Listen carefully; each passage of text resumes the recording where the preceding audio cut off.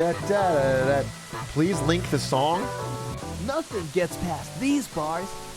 You're gonna put that song in your Spotify playlist or whatever. It's a what you gonna put that in the aux? It's a fucking Balloons parody song about this stream. Where are you gonna use that outside of this context? Where is that coming up? Weddings, funerals? Dream of the Papa Fun Chat said I'm tripping. Voodoo McGobo, thank you for the 4 months. Atrioc, I'm eating 84 glizzies, one for each year you've been alive. This is an epic moo. Do you hear yourself? Do you hear yourself? When you type that out, do you think I am typing something good and smart and real? And do you feel like you're contributing to the fucking discourse on the internet?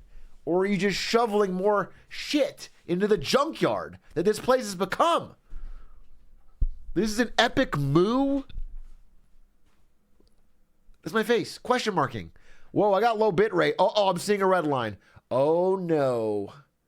Oh, no. I'm seeing a red line on the bit rate. That is dangerous. That is dangerous. Let me try. Oh, Lord. I'm scared. I'm nervous. I'm spooked. Did you see the thing where YouTube is intentionally slowing down your PC when you're on YouTube if you have ad block running? Isn't that fucking insane? It's such a devious plot. It's trying to be able to intentionally turn off ad block because they get annoyed with the speed. It's like such a fucking the war is reaching a next level. Papa Thon Chat said I'm tripping. They've also ramped up their ad runs on smart TVs. YouTube does not control the ad runs. So if you're getting ads on smart TVs, it's because the YouTuber you've watched has upped their ads. The YouTuber chooses.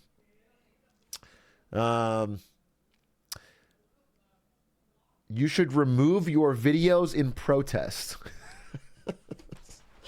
As powerful as a statement as that would be, given that all of my videos combined are sort of a rounding error on a Mr. Beast short, I'm not sure they would notice. I'm not sure that would change big YouTube's opinions. Do YouTubers get more money from premium or ads? No, it's more like you can choose how many ads run on your video. And you can choose where to put them too. So like if you have a 10-minute video, you might do 2 or 3 ads normally. And then when they run, if someone has premium, you get paid for that and they don't have to watch anything. That's why, premium viewers are good. 1 ad per 30 seconds. So unironically, I was speaking to this YouTuber guru. Actually, he was nice. I'm not knocking him, but that is a crazy job title. And he was like, yeah, so what you're going to want to do is you're going to want to put an ad every minute. That way, if somebody's on a smart TV, you make a ton of money. If they have premium, you make a ton of money. And if they don't, then they'll just get ad block anyway. And I was like, all right, well, I'm not going to do that.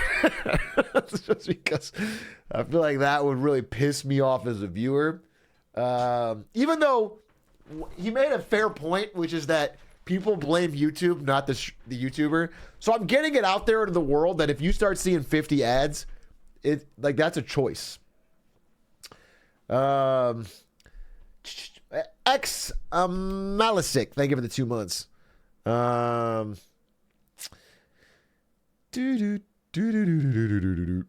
You should re-release your videos with Atrioc's version of the title. The thing is, the reason Taylor Swift re-released her songs with Taylor's version is because she no longer owned the rights to the originals, so she couldn't get profit off them.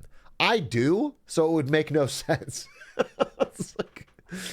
It's, it's just re-releasing a video that I already own to make another video I already own. Do you understand? There would be no profit in it.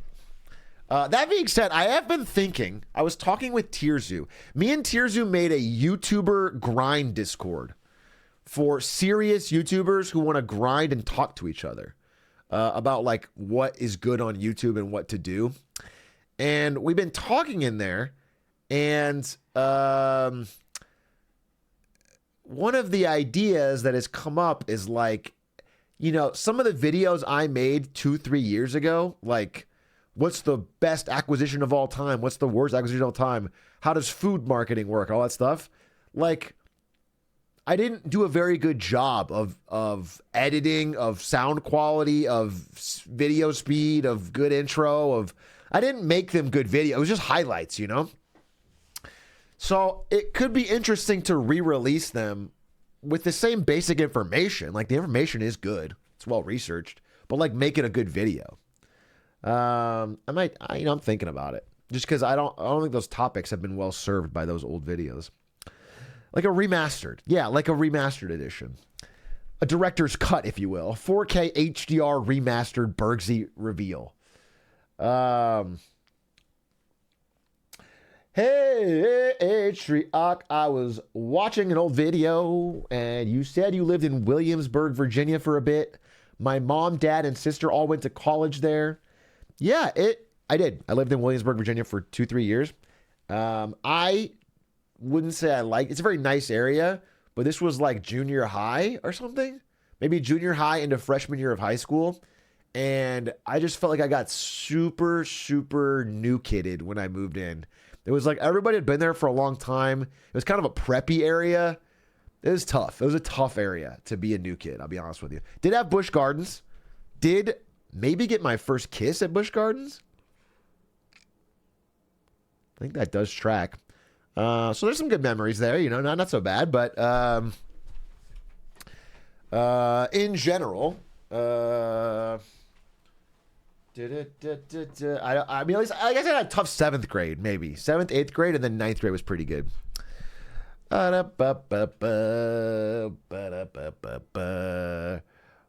Ari wasn't your first kiss, kind of cringe. Is that kind of cringe? That's interesting. That's an interesting theory on what determines cringe. No, still a virgin, obviously. Like I said, obviously still a virgin. I'm saving it for after marriage. You know what I'm saying? For afterlife. I'll have my first sex in heaven. Thank you. As Christ wanted. Okay? No sex till after kids.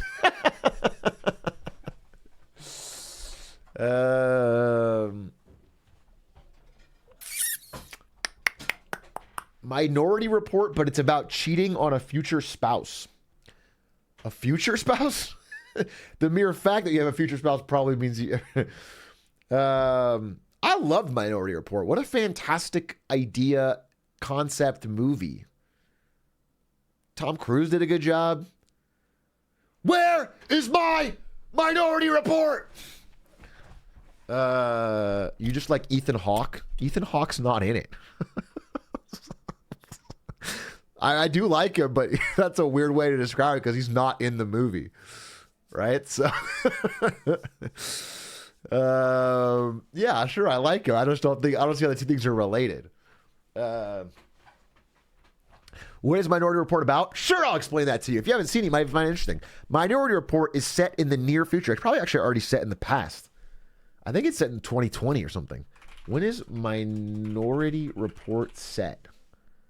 2054. I'm dead wrong. Okay. It's set in 2054 in Washington, D.C., a city plagued by crime. But they come up with a new solution. Precogs, which are an innovation of both science and magic, I guess. 3 ghoulish children that can see the future. And they can predict one crime and one crime only, murder. So these 3 precogs sit in a big pool and they like swim around and they dream and they go, oh, and they have a vision of murder. And then the pre-crime department sees the vision on their monitors and goes and stops the crime before it's committed. And in the test run, which is going for, I don't know, a year and a half, they've stopped all murder in DC, and they're about to roll it out nationally.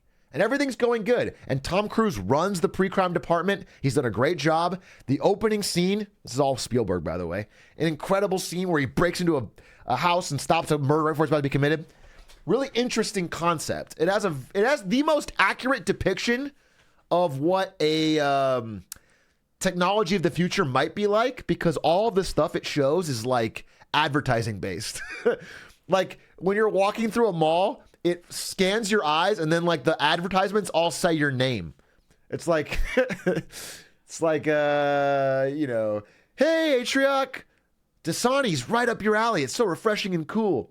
Anyway, it's got self-driving cars. It's got a lot of things that, you know, it was like ahead of its time on that. It's got gesture-based interfaces on all the screens. So it's cool. Yeah, I highly recommend it. And then the twist is, I'll give you the very beginning of the movie. This is like the setup, the beginning of the action, is that Tom Cruise, the ultimate good guy, head of the pre-crime department, you know, the coolest guy in the world, nicest guy in the world, everyone's hero.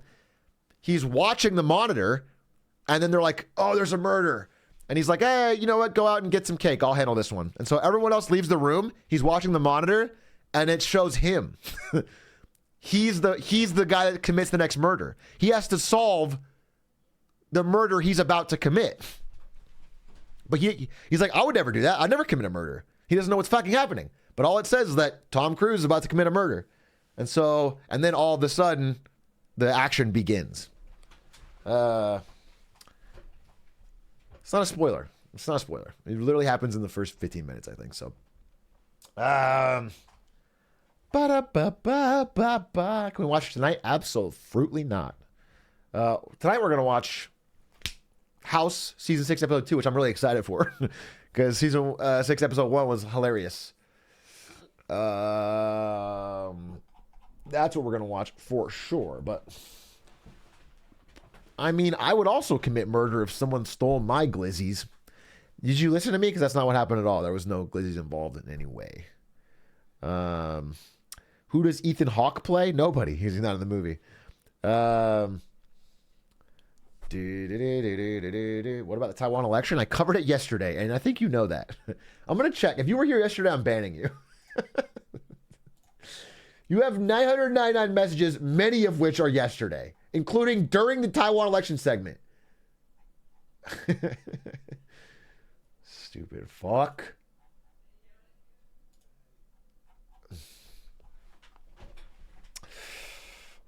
Is Scarlett Johansson in the movie? Stop asking which actors are in the movie, because you could very easily Google this. No. Although, I will tell you, a Minority Report fun actor story is that Colin Farrell is in the movie. He plays like a internal affairs FBI agent looking out for corruption who doesn't believe in pre-crime. He looks older than he is. It's one of his first roles. He's pretty young. He's like 24, 25. And apparently, he would get so fucking trashed partying while the movie was filming that he would show up. Hey, man, what's up? Oh, you're getting the Switch. Jollers! Very cool. He would get so trash partying that he would show up and not have any of his lines memorized and look hungover. And so there's a great part of the movie, he's talked about this in interviews, where he had to say something pretty simple, which is like, the precognitive abilities of the precogs is like, is that a metaphysical reality? Something kind of complex or whatever. And he couldn't do it. He could not say the line. Spielberg gave him like 100 chances. Tom Cruise was a true professional. They gave him 100 chances. He couldn't do it. So they had to change the line and cut it short. And if you watch it in the movie, it is kind of awkwardly cut short. Like the dialogue is like it almost cuts away to him and he says it, which is funny. I didn't know that. I never noticed it when I saw the movie, but when I heard the interview, I went back and watched it, and it's like, it's great. You talk about movies a lot. I was wondering if you have a Letterboxd. I don't. Letterboxd is kind of It's more of a Zoomer hobby, a Zoomer film hobby. Just wasn't around. I don't want to get. Also, I don't understand Letterboxd because the whole idea is just like work. It's work I do, and theoretically nobody should ever care. Like, right? Realistically, nobody should care. So it's a lot of time for, it's a diary almost. It's like it feels almost too pointless. It's like a movie journal. Yeah, I guess. If you think about it as truly personal, then I think it's nice. But even still, that's like work that I don't want to do. Like, I remember the movies in my head. They're all up here.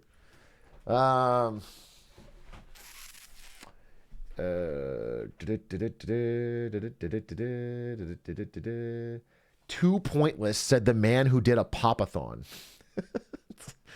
Okay, touche, I guess. The pop-a-thon, I feel like, is a real powerful, almost, I don't know. Is it too crazy to say Christ-like action?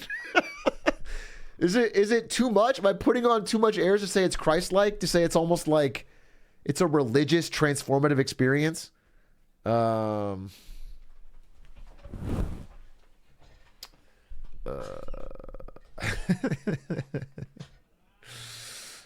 Transcendent is a good word for it. Yeah, I agree. Transcendent. Have you read BioShock Rapture? Is that a book? I've played BioShock.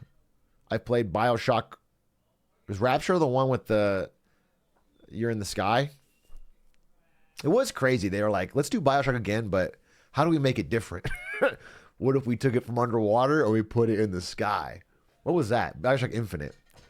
BioShock Infinite I thought was all right. It was pretty good. I mean, but I remember the last like hour, 2 hours, like the last chunk of it was so repetitive. I mean, it felt like they ran out of stuff. I definitely thought the first, it like started out really strong and then got a lot worse. Like it felt, I don't know. That's how I felt about it. It definitely felt like they were dragging at the end.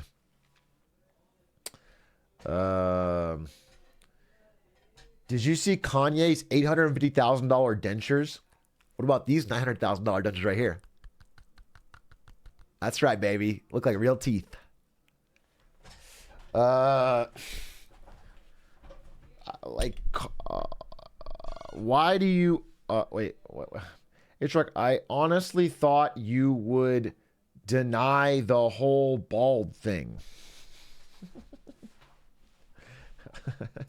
Okay. Well, yeah, I guess you got me. I have exactly this much hair. What is the review of Portal Revolution now that you finished it? It was great. If you like Portal 2, you'll like Portal Revolution. They did a good job. Puzzles were good. It was fun. There's that one level where you have a bunch of cum. So everyone's going to like that.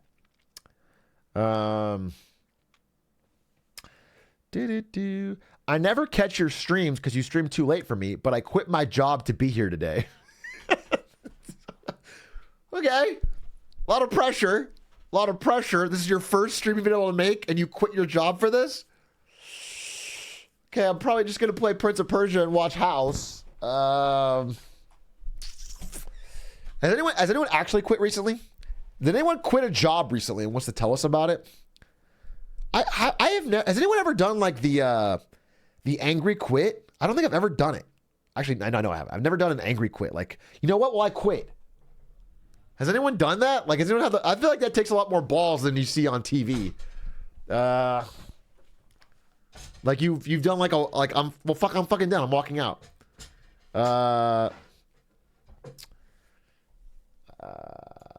I did that, but only when I had another job lined up. That's not really the same. Well, but still, okay. So tell me about it. Wait, I'm asking to buy. Your name is Buy Drugs, by the way. What is your other job? Drug dealer? Wait, I want to. So you got another job. You lined it up. You were ready to go. Then did you go in and say, you know what? Fuck this. I quit. Like, I'm talking about a passionate moment. So really, what you're doing is not. I'm talking about someone who, in a heat of a moment, is like, fuck this. I would rather figure it out than work here another minute. You did that? Hedge Edge TV, how did that go? Let me open up your thing so I can see if you say something.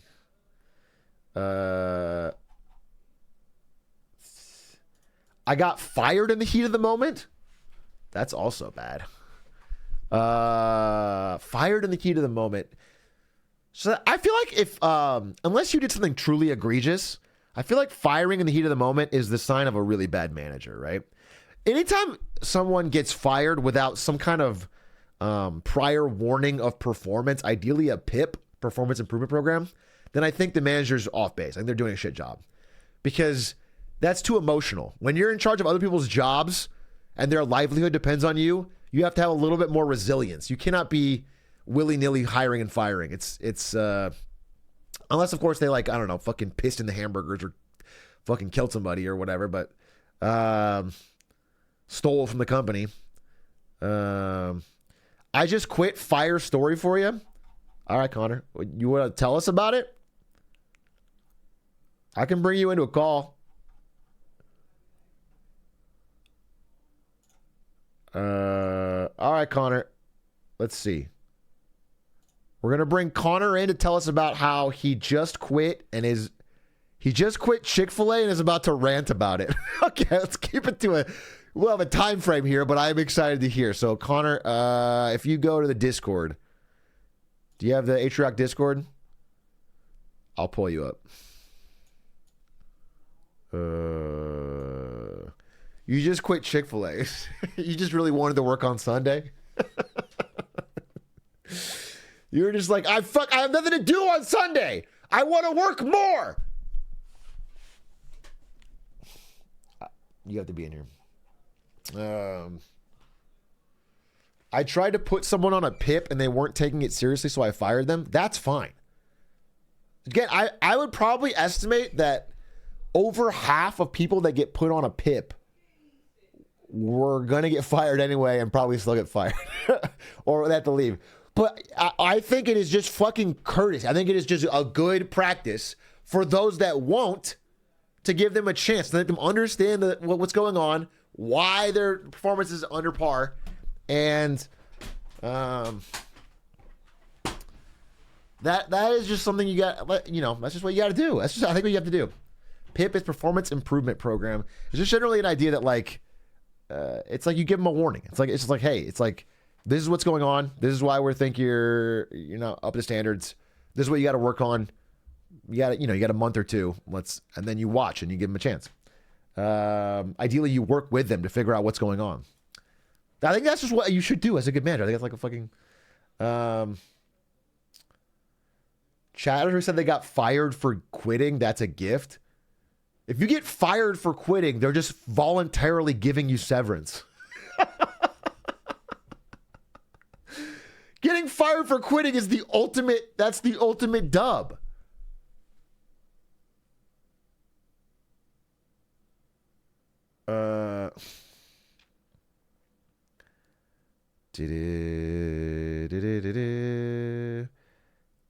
I got fired for quitting at McDonald's. Why would they ever do that? I don't understand.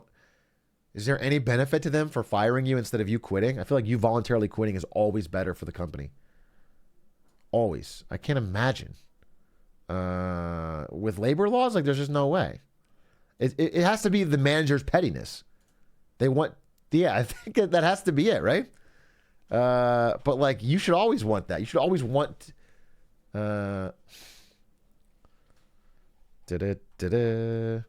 It's the opposite of you can't fire me because I quit. Yeah, but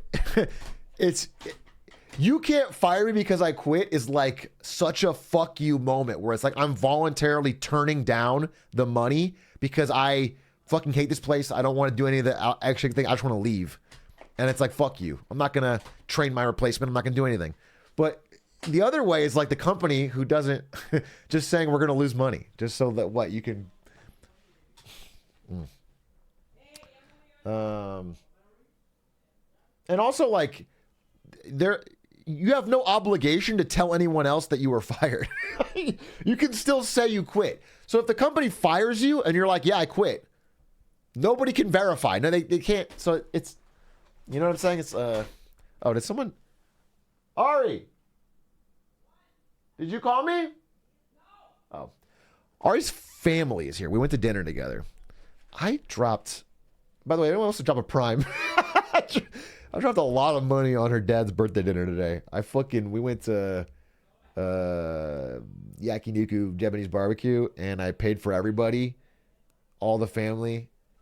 I didn't even look at it, and now I looked at it afterwards, and it was all you can eat with drinks. That shit is the most expensive meal I bought maybe ever. maybe my wedding. That shit was fucking. That was a big check, bro. That was a big check. No, it was probably it was like around $1,000, which is like for me, it was insane. I've never spent $1,000 on a meal.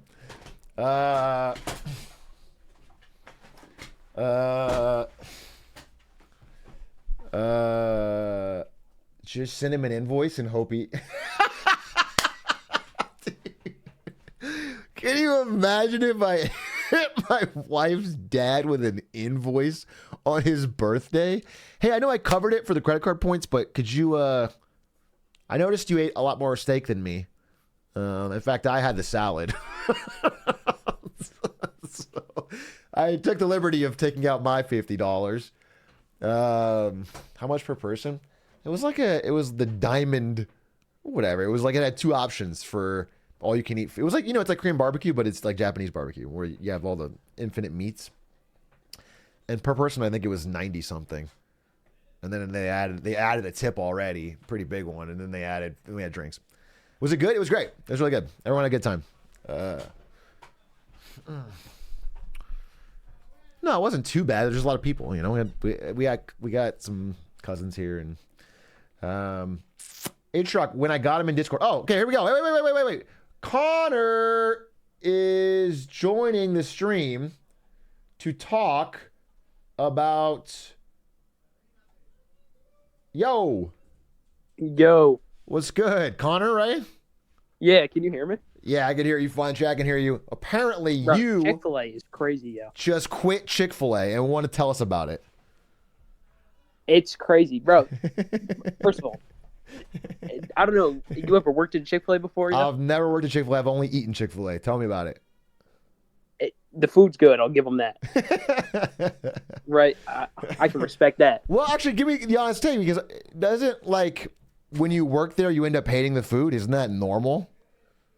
Or no? No. I mean, I don't know. I like to eat. I don't know if that's, like, a common experience. Okay. All right. Cool. So you still like it?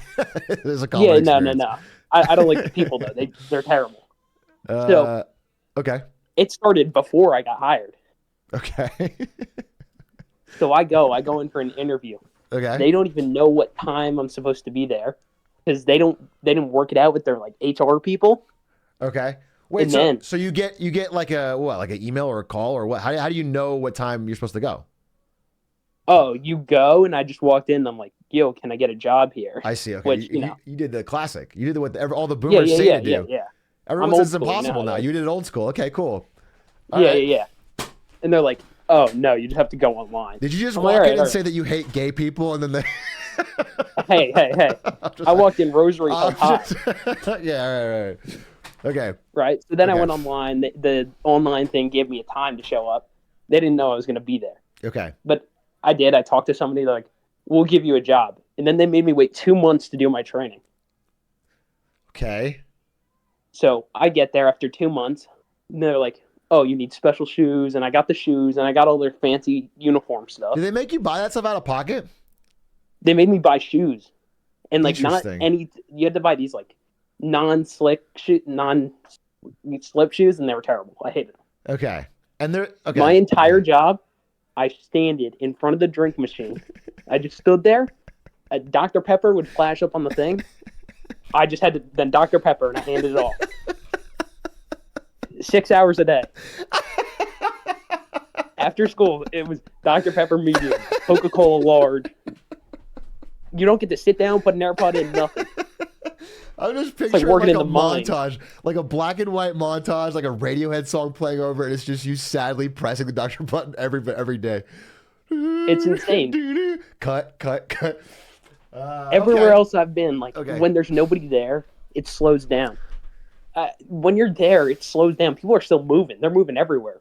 Can I ask real quick, what was the training that you needed to be able to press the Dr. Pepper button? Why was there a 2-month wait for training so that you could? Oh, I don't know. When I got there, I got there, they put me in the back room you and said, cut I'll out. be back, and I just waited there for an hour. Bro, Connor, we lost you.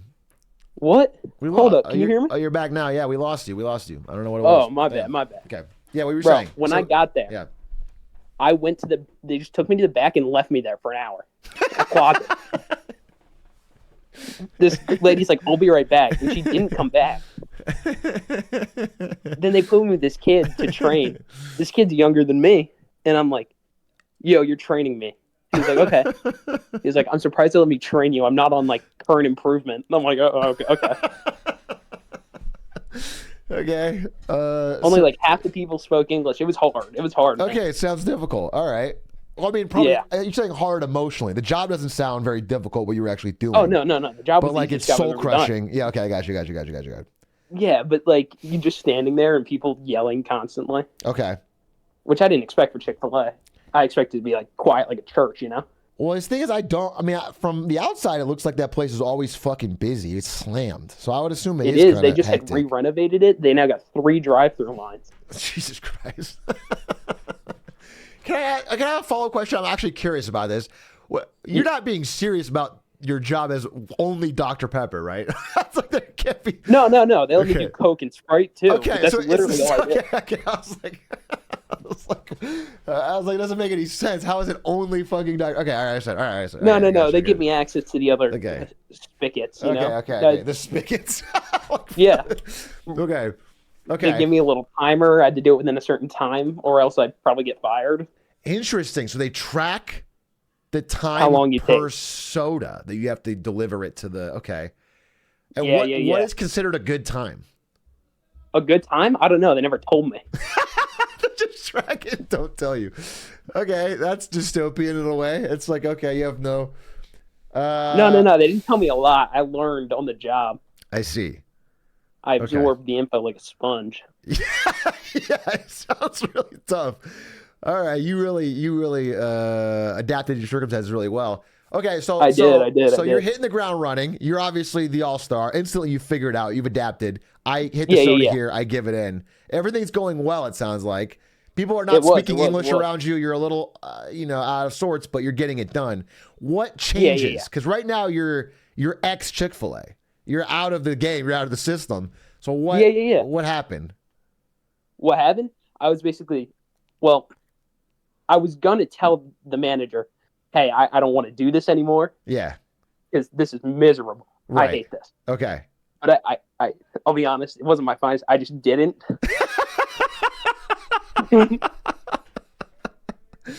Okay. So this story of you, would I ask for anyone that like passionately quit? Your story is more that you just one day didn't show up. You're fucking done with it. Oh no, I was passionate about it. Let me tell you. Okay. I was passionate. Okay. You're And I passionate. passionately found a new job. All right. Okay. Well, that's based. I needed it for school. I wasn't about to take more classes. Okay. So, but to be clear, like you just decided one day, fuck this, and just didn't show up. No call, no show. Oh, absolutely. That's kind of based. I don't like making phone calls as it is. Gen That's Z. actually kind of based. So they had to now they're scrambling this day to figure out where the Dr. Pepper is. Okay. I know. They got to get the milkshake person working double. I see. All right. That's pretty cool. Yeah. How are things I mean, now? my Are you manager also happy? goes to school with me, so, he wasn't pleased. So you saw him again afterwards? Oh, yeah. I see him every day. Okay, that's kind of different. Because you just made that guy's day shittier. No. He didn't care. There's 130 people that work there. He's obviously extra stressed that day because one of the people no called, no showed. And then you see him the next day at fucking work. I apologize to him. I couldn't deal with more of their HR waiting. I don't do it like that. Okay, That's not I me. understand. Wait, why is everyone saying 130? No, you can't have 130 people at one location. What are you talking about? It's not. That's No, there nice. was mad people there. I don't know. There was a lot more than where I'd ever worked before. Is this a real story? It is. All right, because now you're going crazy, bro. 130 people is insane, right? That doesn't. Previously, I'd only worked at a car wash. It felt like a lot. Okay. All right. Well, where you said you got a new job? Where are you working now? Bag in the car wash. Dude, that's so funny. Coonsville car wash, baby. Oh, wait. I kind of doxed myself, but there it is. Previously.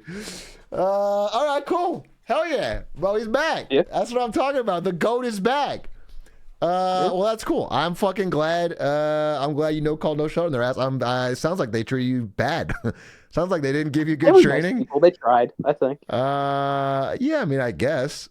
Feels like they could have done a couple basic things to make your experience better. But Yeah. okay, cool. I mean, I'm glad. Thank you. Thanks for the story. Anything else you want to say? As the newly elected president of Taiwan, hope everybody has a good day. Have a good one. You have a good one, man. I don't know that he truly is the newly elected president of Taiwan, right? Just is that, because that doesn't really add up to me. That Lee Chang Te, I always get the name wrong, also had a background, is still currently working at a car wash, he said. He's got the pedigree. Why would he lie? I guess you're at a good point. Why would he lie? His American accent is amazing. Anyway, that was interesting. He sounded like it for sure. He has that attitude. Yeah, that was cool. An acquaintance of mine did the same no-show maneuver, but he was a high school math teacher. Wait. No sub, no notice, just didn't show up to class for months. Did they notice first day?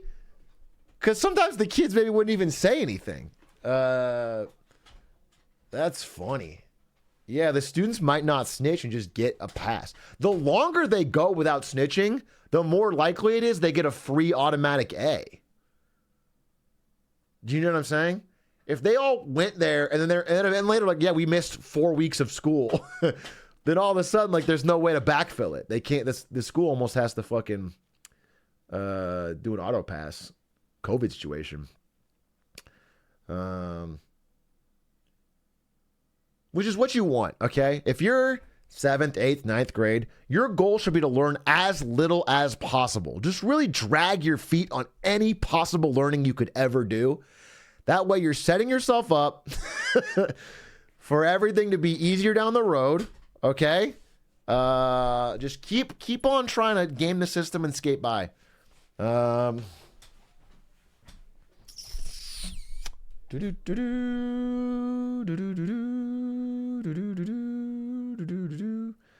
Dr. Battle says, I have plans to potentially do a passionate in-your-face quit. I get the feeling, Dr. Battle, based on your messages, that you are trying, angling even, for me to bring you in the call so you can do an elaborate bit about how your boss, and then you're going to wink and it's me, isn't giving you enough money for the battle report, and then you're going to do... Can I just say that I pre-watched this segment that I could already tell that you're trying to do? Can I just say that I already can figure out where you're heading with this joke so we can save the next 20 minutes of you... I fold.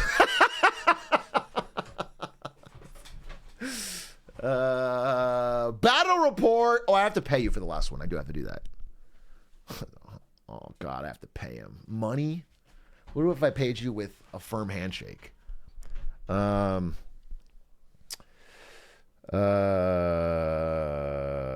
if I pay you with business advice? I quit and stole the office cat from my work. That's psychotic. You shouldn't do that. You shouldn't steal any cats, let alone the office cat. Taking it out of the place it likes to be, I assume. Art,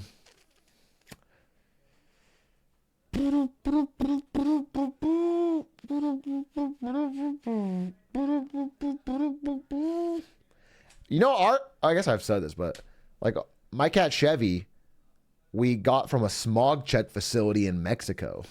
It was an abandoned street cat that lived there, and then a bigger, fatter, meaner cat moved in and was like being really mean to it. And then the workers there, this was Ari, they told, because I can't speak Spanish, told her that like the cat was getting bullied out and needed a home, and she just took it. Him. Does the cat understand English now? Yeah, it speaks like fucking Garfield. He speaks like Garfield, bro. He talks about his fucking love of lasagna, hate for Mondays. But like half in Spanish.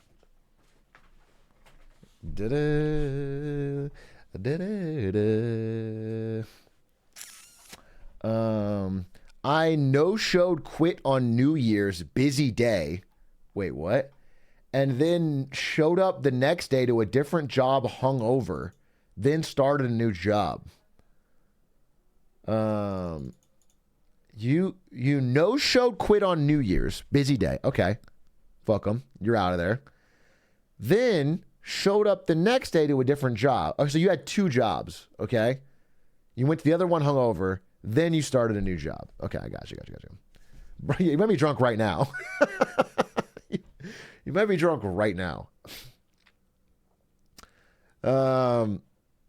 Ended and started year on a bad note. Yeah, I mean, that's not a great New Year's way to go, but also they're making you work New Year's. Maybe you just say no show, fuck it, have a good time.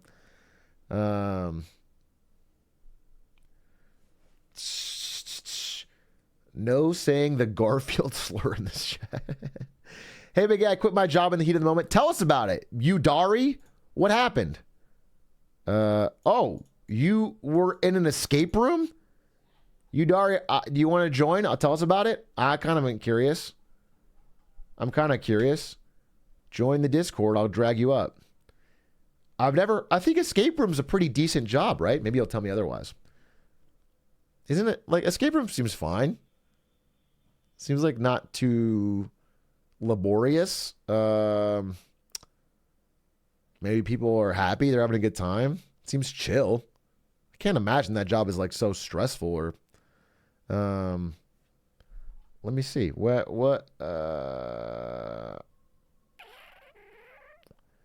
Yeah, did you have any chance of helping me find this guy? I don't know how Yudori is. He kept getting stuck in the rooms. It's not intellectually stimulating, that's for sure. Yeah, I remember Ari worked at the museum in the Natural History Museum in San Francisco. She worked there. She fed penguins, and she helped like tour guide some exhibits and stuff. But her goal was to work on exhibit design because she's a talented designer. And so she would like study this stuff, and she would do the extra work, and they like never let her do it. And then they would always have like one opening, and then they wouldn't give it to her. It was actually pretty fucked up. It pissed me off because she did it for a long time, and she was like model employee, did all this extra shit. And and then we moved. I always thought it was cringe of them. Because I think she would have fucking crushed it. She's like really hard worker on that kind of stuff. Am I the asshole for quitting my job in an escape room? My boss goes by Jigsaw and can be kind of mean.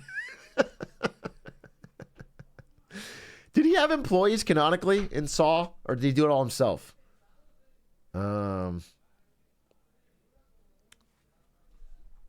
Of course. I don't remember him having employees. I feel like he was like a criminal mastermind, did it all himself.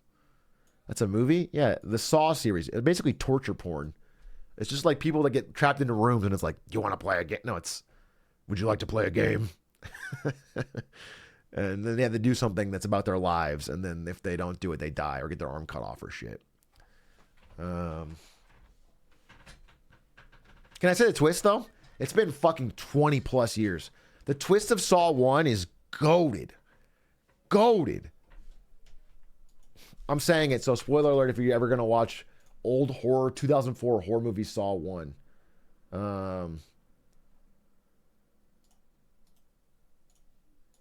The twist was fuego.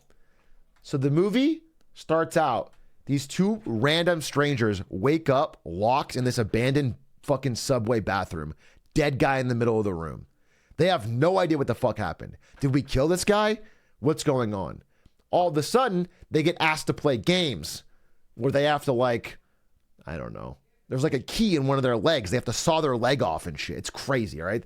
There's like, they go insane. They go crazy. Turns out they're like connected in their real lives in a weird way. And at the end of the day, like one of them kills the other, et cetera, et cetera. It's all fucking crazy. It's just unraveling.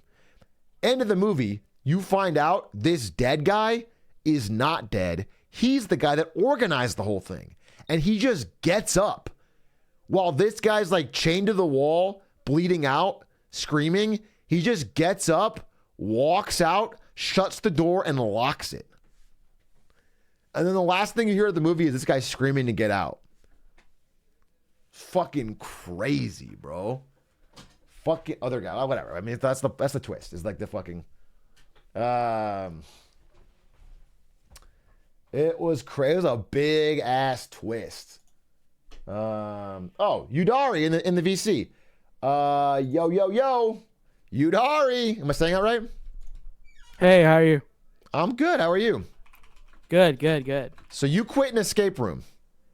Yeah, so this was when I was working in college. Okay. I found an escape room that I knew through some family friends. Okay. I hadn't met this owner before. They seemed pretty nice in the game. It was an older, I think like 60s white. Okay.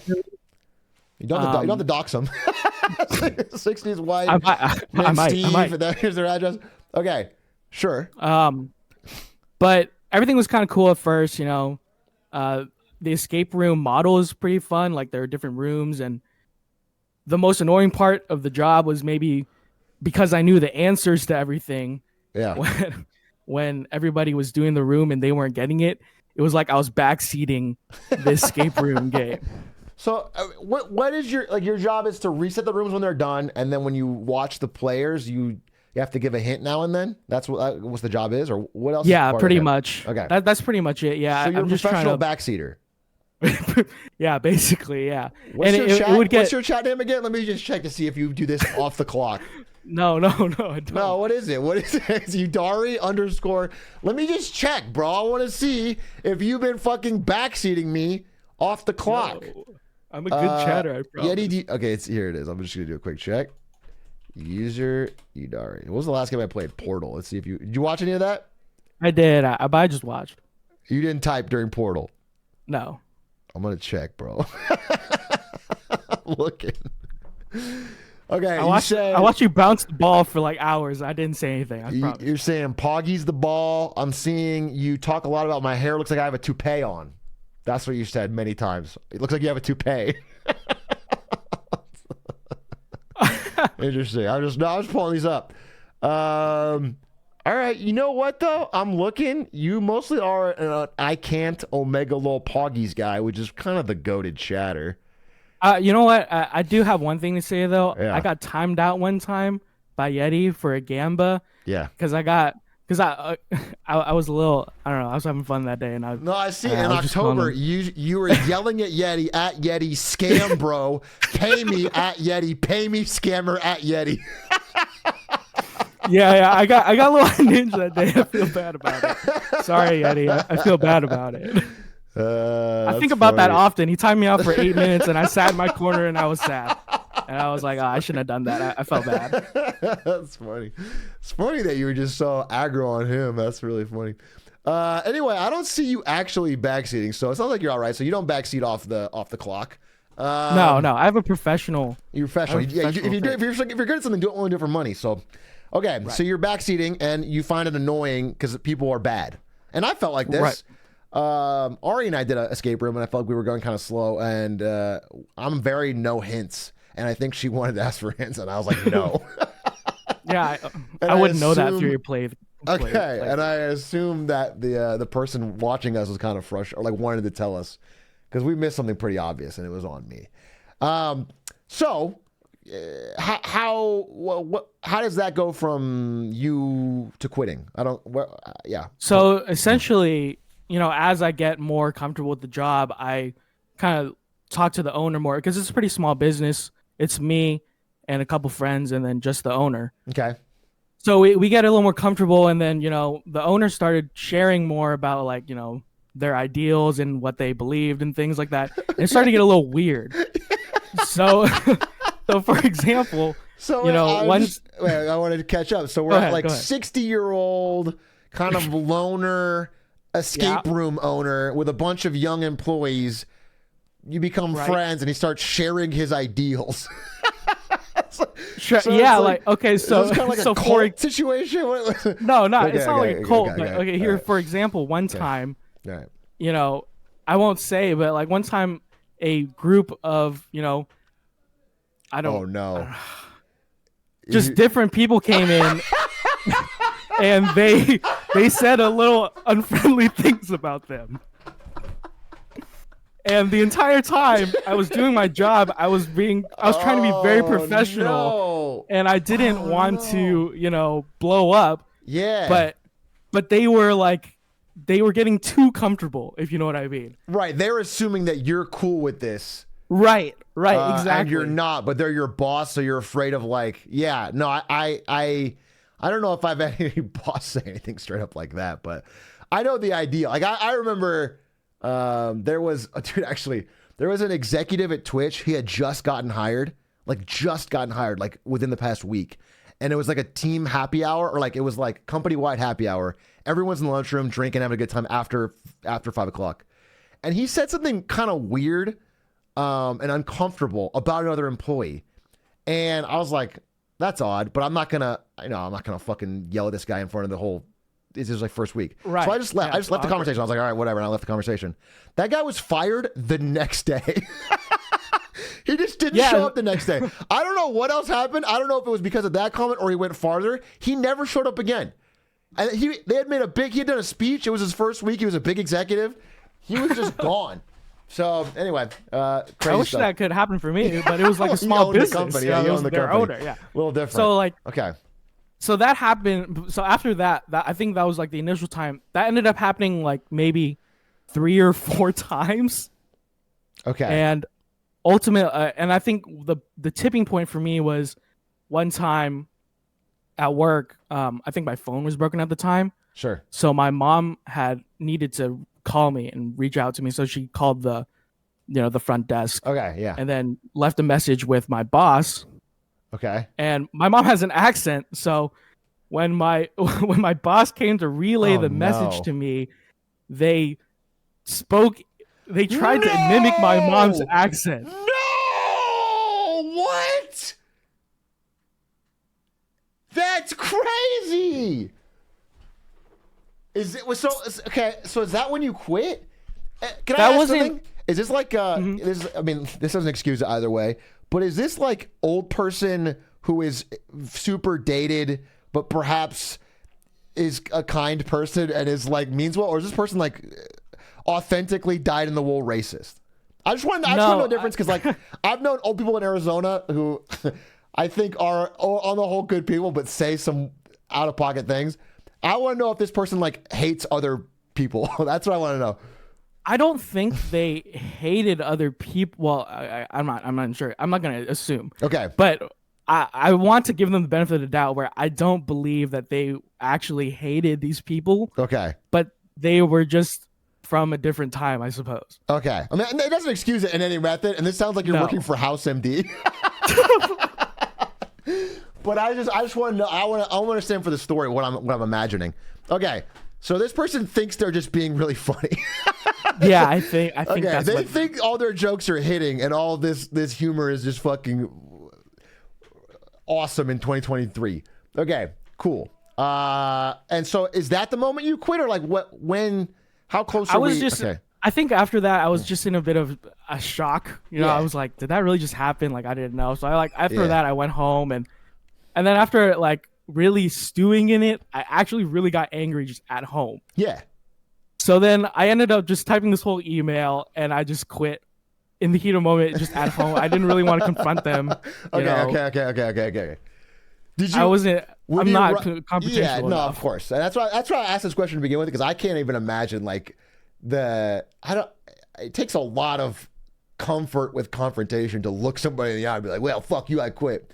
So you sent an email. In the email, do you mention the action he did, or is it more like, did you just say like, hey, I'm done here? Like how direct are you in the email? I wasn't terribly direct. I just said that like I'm not. I just made clear that I was uncomfortable with the things that they were saying. Okay, so you did. Okay, well, what I'm hoping for is maybe this person has an ounce of like, I like that employee. I must have fucked up. Maybe I learn a thing or two. I'm just hoping this person learns something, because maybe it's possible if they're not a bad, if they're not hating their heart. But realistically, it sounds like they didn't. It sounds like they probably didn't change it anyway.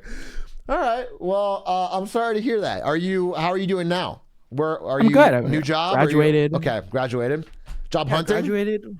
No, I have a job now. Okay. I work in commercial real estate now. So hi. Okay. Okay, well, it's not great. It's not great. Okay, it's not great. But you know what? That's a crazy branch of real estate to be in right now. Okay, cool. Yeah, it's also a really interesting space because they want us to come back into the office, and we're actively against it. It's funny to work in commercial real estate and not want to go in the office, because that is the whole reason. That's like the whole reason the whole business is fucked. So if you guys aren't going to do it, maybe you should get it. Nobody will. All right. Well, hey, good talking to you. Appreciate you sharing that story, and thanks for being part of the chat. Yeah, thanks. All right. Later. That was nice. That's so funny. Someone working in commercial real estate day in and day out trying to get clients to buy office space while also personally being like, fuck this, I don't want to go to the office. That's great. I mean, that is magnifique. I got laid off from Amazon 4 months ago. It was terrible. We're doing firing stories right now. Firing or quitting stories. Ideally quitting, but we'll take firing. If you have a good one, if you have one that you want to share, just make sure it's real. I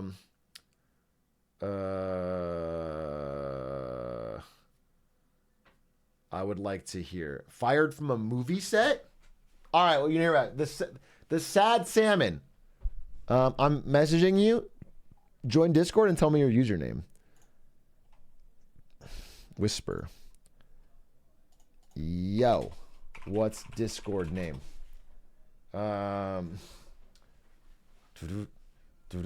Also, Hedge TV apparently is people want to hear that, so I'm gonna join. Maybe Yeti, you could just toss somebody in if you find somebody you think is good.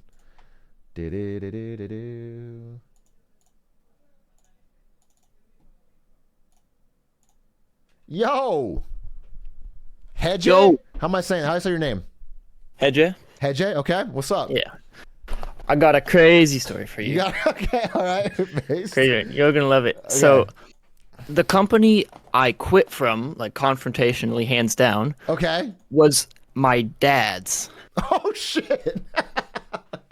Okay. So, after high school, I was a bit of a buster then. It was right during quarantine. Sure. I was like, not paying attention. I'm going to play PoE instead of doing all this. Yeah. So... PoE, oh god. Okay, cool. Why do you think I was doing bad? I had a job. I was clocking in. You had a full-time job and fucking learning PoE. Yeah, okay, I'm not even good.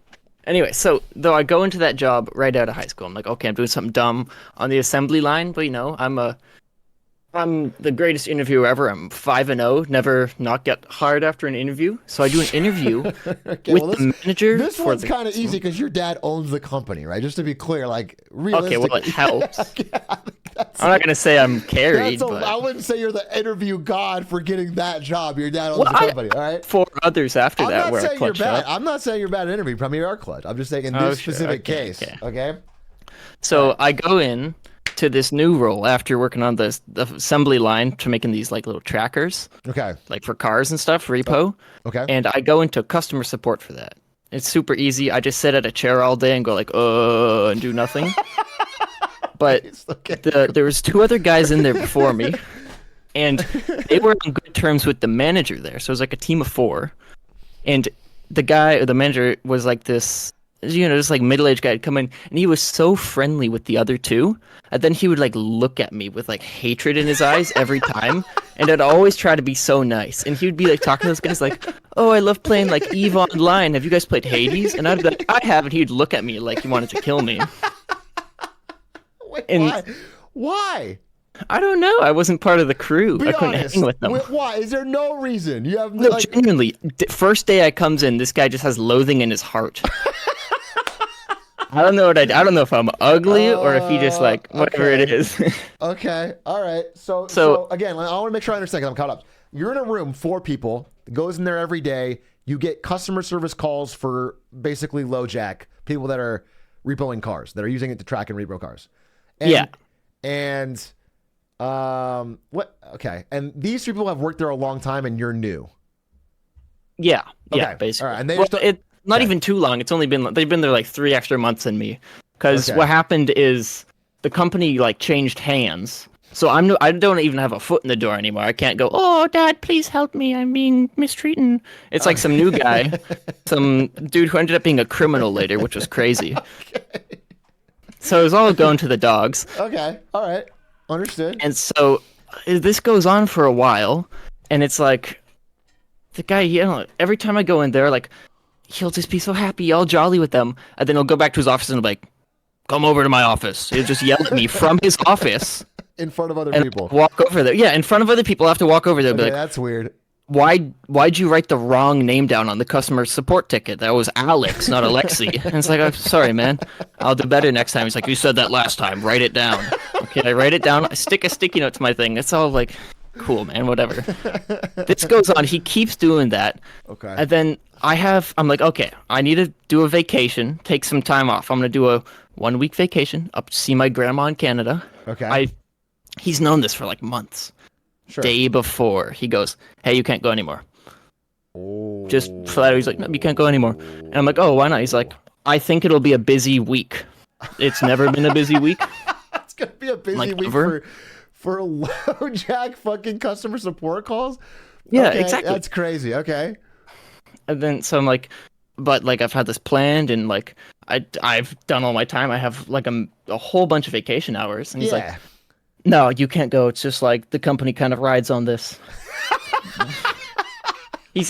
Which is insane. All right, It dude's power rides on- tripping. Okay, dude is Yeah, power tripping in some way. hardcore. Okay, obviously he didn't like you for real, and he's power tripping. Yeah. Okay. So at the time, I'm like, okay, man, I got it. Let me do a few tickets first. We'll keep going. And so I go there, and I'm having like my shower argument where I'm like, oh, I should have said this, should have said that. Sure. Yeah. But then it comes to me, I'm like, this dude's like 20 feet away from me. I'm just gonna go get him with it. And I go over there, and I'm like, knock on his door. He's in a meeting. He's like, give me a second. I just open it, and he's like, get out of my office. I'm like, dude, I have vacation hours that have been slotted and timed in. You come to me saying, oh no, you can't do it. Why? Why do you hate me so much? What am I doing wrong? And then he's just like, this isn't the time for this. And this is why, this has always been your whole problem, is you're not here to mingle with the company culture. What? The company culture? Four I'm, dudes in a cubicle room. Okay.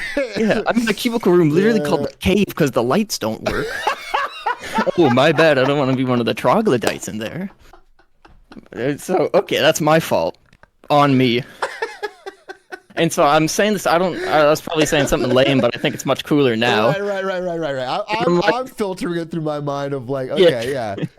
But Imagine sure. me really cool. Yeah. Okay. And so okay. I'm kind of hitting this crescendo where I'm like, you're letting me go on this trip or I'm leaving. And he's like, well, it just doesn't seem like we can put you on this trip. And I said, sounds great. And I just left. I was in the middle of a support ticket, basically on a call with this guy. And I just nope out of there. Okay. Really well-paying, cushy job. Yeah. Verticality in it that I'd worked up to and been looking forward to. The guy just goes, nope, no more for you. All right. Well, based. First of all, that guy sounds like a bit of an ego Andy. I'm glad, Pretty much. Yeah. It was crazy. Well, okay. So follow-up question. This job, your dad is connected in some way. Yeah. Runs the company or whatever. How does that what happens afterwards? Because Yeah, this part's funny as well. Okay, that's what I want to understand. Is like, where does this go with your dad? Backstory: when my dad was little, he liked to play with mercury. Moving forward in time, God, I don't know. He's just a little. He's always been a little like spacey, maybe. Like he's not always the most aware of what's cracking. Wait, is this a bit? Is this a movie you're talking about? Genuinely. Your dad used to play with mercury. Is he gonna have laser? Wait, okay, what? That's okay. what he always says. Okay, so he's spacey. Okay, okay. Yeah, but not in like a bad way. Just in a way where he's maybe not always like He's forgetful. super. Yeah. Okay. And so I tell him that, and he's like, "Oh, that sucks. I'm sorry to like hear about that."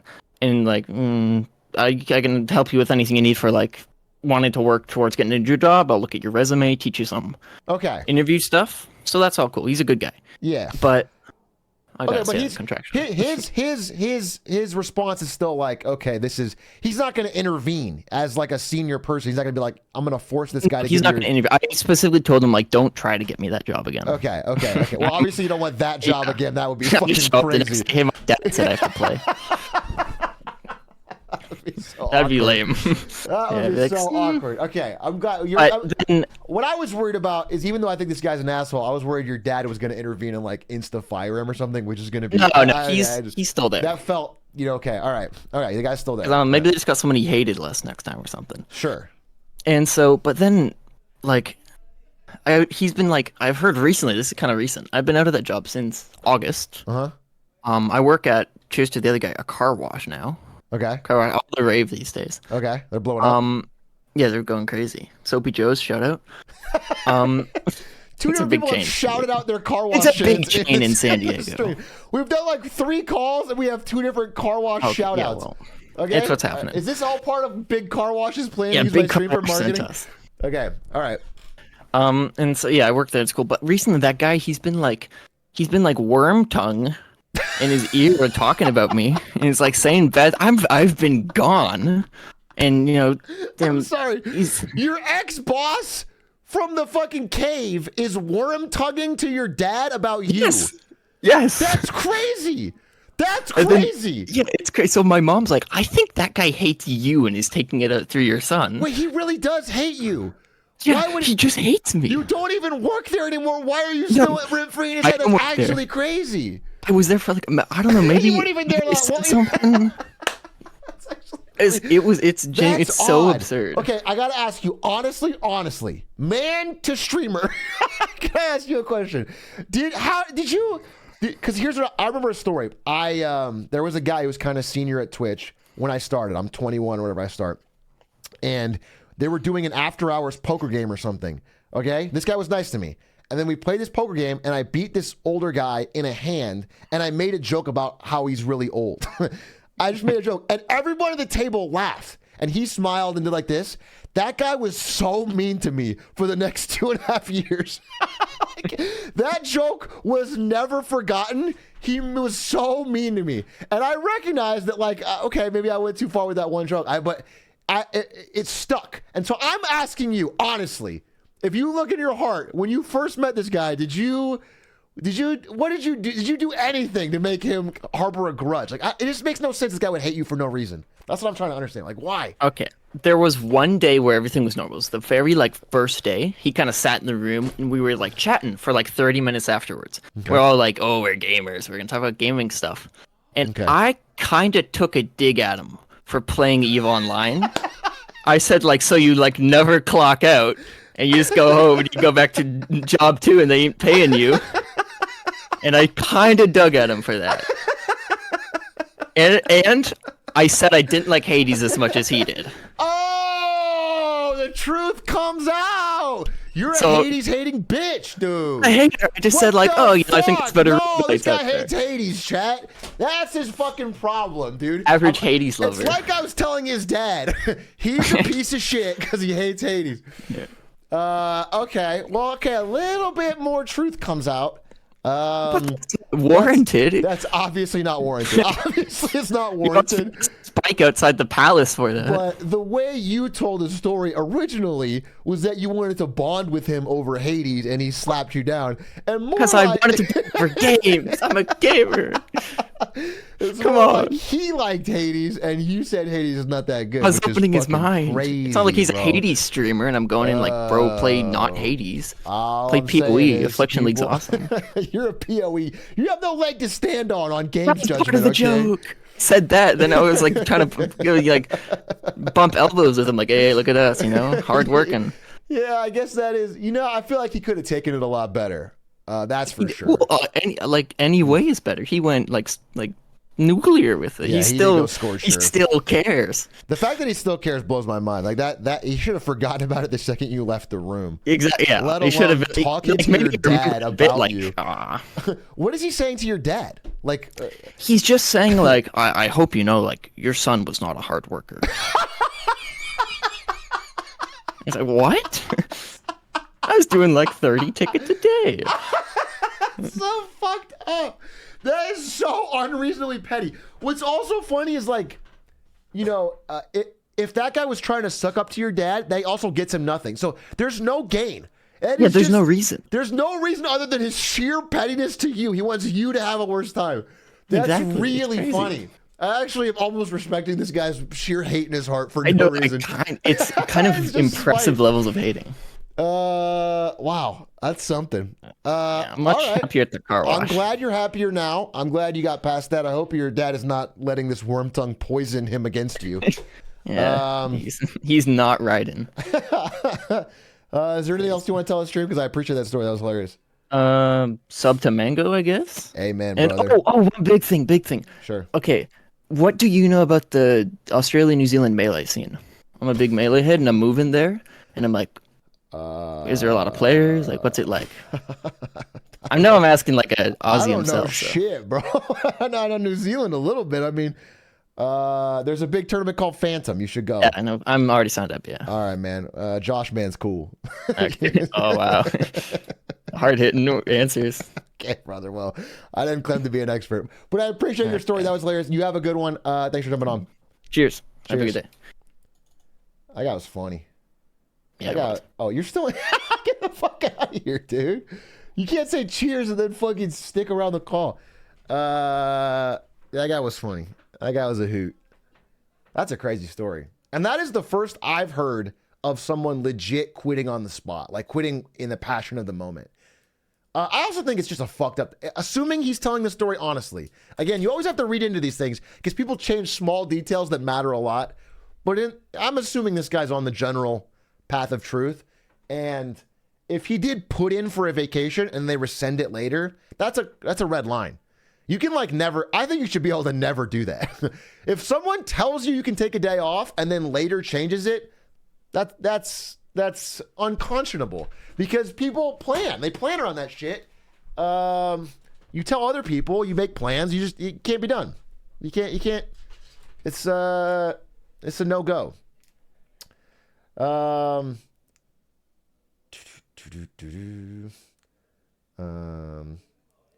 Wait, what? I wish I had the email. One of my friend's coworkers quit a large construction company by sending an @all company email. In the email, he explained how the CEO was not living by the ways of the samurai. Explained each samurai tenet in detail. Dude, I wish you could find that. That'd be amazing. That would be amazing. That's a fire way to go. I'm trying to think of any other. I told this story about the guy I called old at Twitch, which is extra funny because now I get called old all the time. He should learn to deal with it. I don't get petty with all my chatters calling me old individually. That guy took it too far. He was Hedge was talking about how he would get dragged into a room and the guy would yell at him and other people could hear. This happened to me again, first year at Twitch, where the fucking CMO VP of marketing, highest marketing role, guy who didn't know what the fuck League of Legends was at a League of Legends based company. 50% of the fucking viewership on this was League of Legends. This guy, I had a typo in a tweet. Like I forgot a punctuation mark in a tweet. And he got, dude, I swear to God, he was like, you know what you should do? He printed out the tweet. He was like, you should print out the tweets and take a red pen and go over them for grammar before you post them. What the fuck are you talking about? What the fuck are you talking about, bro? It was psychotic. By the way, I am crushing on Twitter at the time. At the time, I'm crushing. Our growth, insane. Insane levels of growth. Everything's going well. No one in the comments is noticing the typo. But he's like, this reflects poorly on Twitch's brand. That shit pissed me off. You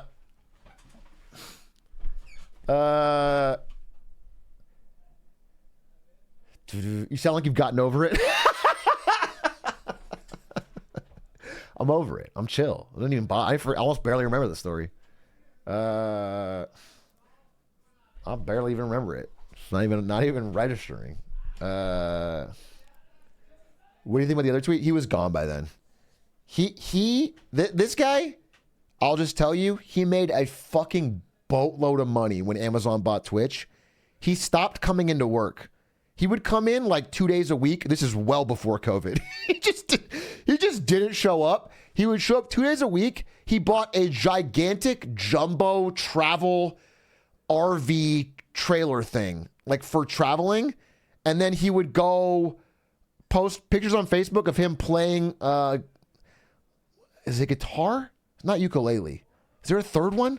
Guitar, I guess. Banjo. He would play banjo. He would play fucking banjo. It was just him on Facebook of him traveling around in like all these beautiful locations playing banjo. Just during the work week. Just playing banjo, fucking, I guess good for him. But his previous job to Twitch was like working at a lifestyle, like outdoorsy type magazine as a marketer. And I guess he just lucked into the Twitch thing. It worked out. He made a ton of money. But he didn't give a shit about gaming. And and it never, it just showed. Oh, another guy in the VC? All right, let's join him. Let's see who we got. Sad. Oh, bring him up. Sad. Yo. What's okay. good? So my name is Sod. Sod. Every time you have called out my name in a sub notification, you say the Sad Salmon. Just want to set the record straight. My name is Sod. Okay. And now you're never gonna read my name again in chat. Right. Okay. So- all right. You're the Sod Salmon. All right. You can't. You're stressed about me mispronouncing. I'm sorry. It just looks like a sad salmon. No, it's okay. All right. I'm not trying to. Okay. No, please. Every teacher in my life called me that at first. It's my favorite joke. Okay. Wait. So your actual name is Sod. Yes, that's my real name. I see. The Sod. Okay. Yeah. Okay. It's all coming together. Okay. There you go. Everyone type so- Sodge. All right. Okay. So. Okay. So last year I graduated from film school. Not a great time. Actually, I graduated from film school and I got a computer science degree. So I'm double fucked right now. That's not. Well, that can be taken as double fucked or double prepared. You've got Double prepared. That's a tough to do. You did both. That's cool. That's rare. Yeah. Thank you. I'm just 5'. I'm kidding. It was very, very hard. Also, there's. Okay. CS is not. That No. kind of spot. Yeah. All right. It's okay. No. Okay. So you graduated last year. So finals week of school. So to be clear, the level of this film is worse than a student film, but all the movies that we did in film school, we like treated like they were real workplaces. Like that was like the vibe. Like we were like coworkers. It was supposed to be like very serious. We used professional equipment, blah blah. You guys LARPed. Okay. You guys LARPed as filmmakers at film school. Okay. So at the like finals week, I run into one of my friends from school. He's like a year below me, and he was like, "Hey, one of the film professors at our school asked me to be a cinematographer for her feature film that she's shooting this summer. Do you want to be the assistant director?" Okay. And that's like the job that I want to do, like in the industry. And I was like, fuck yeah, a feature. Like I've only done shorts up to now because that's what we did in school. Sure. So I was like, I would love to. That sounds great. And the assistant director is basically like the logistical head of the production and like the director's right-hand person. Sure. But also, I'm supposed to reasonably limit the director when there are safety or time concerns. So like, my objective is to get the movie done.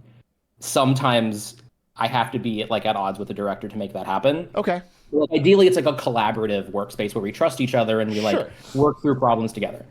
Okay. I pretty quickly realized that I was in for an interesting situation when I read the script. The script was bad, but like that's fine. I get bad scripts all the time. But like probably the worst, like the first notion that I was like, I'm sorry, I don't want to cut you off, and I'm on your side on this. But you are 1 year out of film school, and you're saying I get bad scripts all the time, like you're fucking Tom Cruise after 30 years in the industry, bro. Okay, I assume you can take a bad script every now and then when you're just starting out. It's not. No, that's what I'm saying. I'm happy to work on a bad script. Okay. That's totally fine. Okay, I'm all not prejudiced against it. Okay, gotcha. Like one of the early things that got me, we were in a meeting and I had read through the script and I was like, so there's this scene where the main character. Oh, by the way, the director, who's a professor, also was the main character. She was acting and directing in yeah. Is this a real passion project for her? She wants to. Oh, this is a real passion project for her. Okay, she's got something to say. Have you seen A Streetcar Named Desire? No. Okay. I've seen White Chicks. She self-inserted her life into another movie and wrote a script on that. There's this one scene where she's like, where the script is like, the character looks out the window of her car. She's like sitting in the passenger seat, and she sees a homeless encampment as they drive by. Okay. And in a meeting, I'm like, hey, so we can't like just film a homeless encampment. We can't like do that. That's like ethically we can't do that. We have to make them sign a bunch of stuff, you know. And she's like, oh, it's fine. I'll just get it on my iPhone later. And I was like, oh, this isn't gonna go great. But okay. You guys told her not to do it, and she said, I'm just gonna do it later on my iPhone. Is what she said. Yeah. Okay. Yeah. I see. I was like, this isn't like yeah. So that's not really the main thing. So the main thing is like when you're making a movie, the most important thing in advance of you shooting is preparation. Like you want to know what you're doing every day, like exactly what you're doing. Sure. Like ideally where the camera goes, where the actors go, way beforehand. Makes sense. Yep. This director absolutely refused to plan. And to be clear, it's not like we were doing it. So we were shooting a feature in 14 days, and we were doing it over the course of weekends. So like 2 days, like it was just July, like June and July, like on the weekends, right? Okay. Also, so nobody was it's getting like paid. 7 weekends.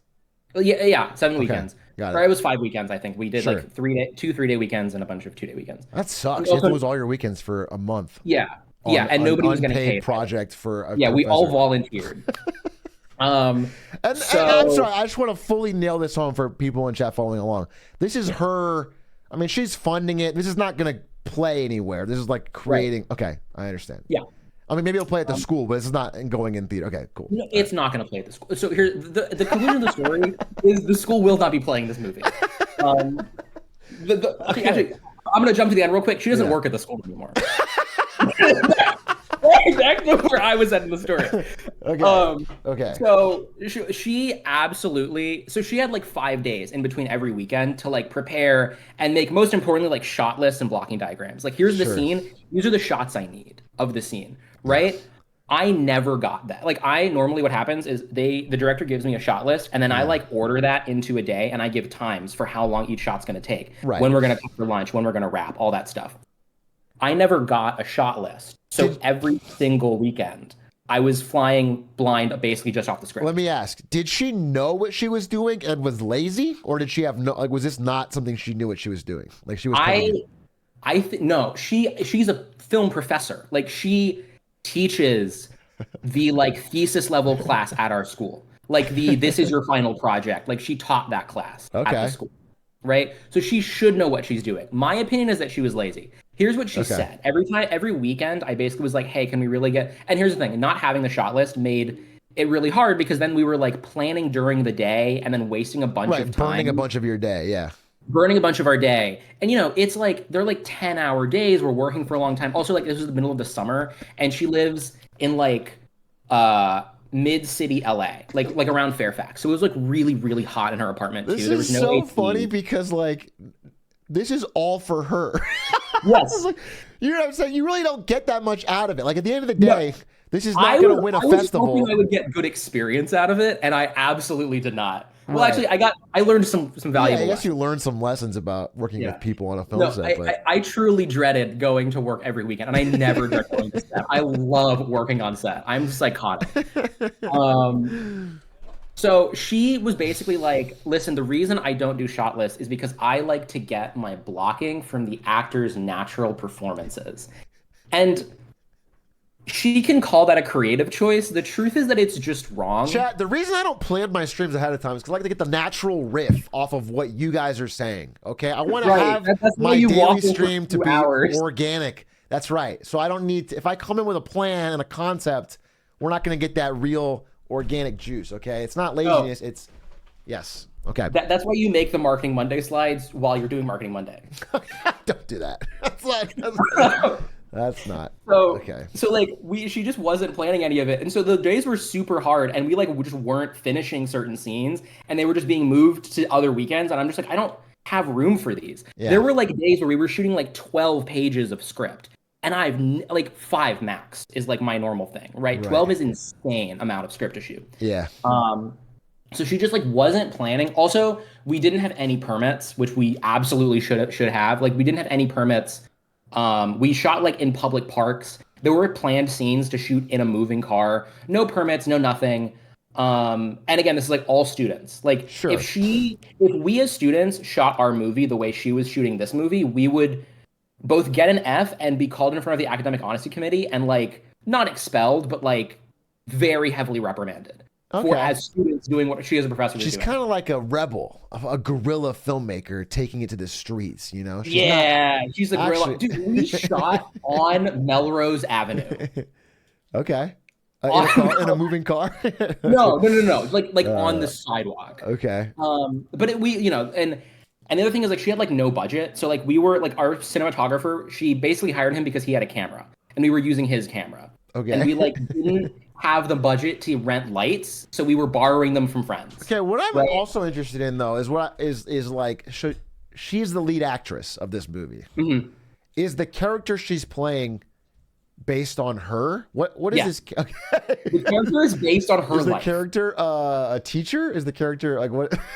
Okay, so here's a funny bit. I was gonna get to this, but we'll get to it now. Right. In the script, she used to teach at a college, at a film school.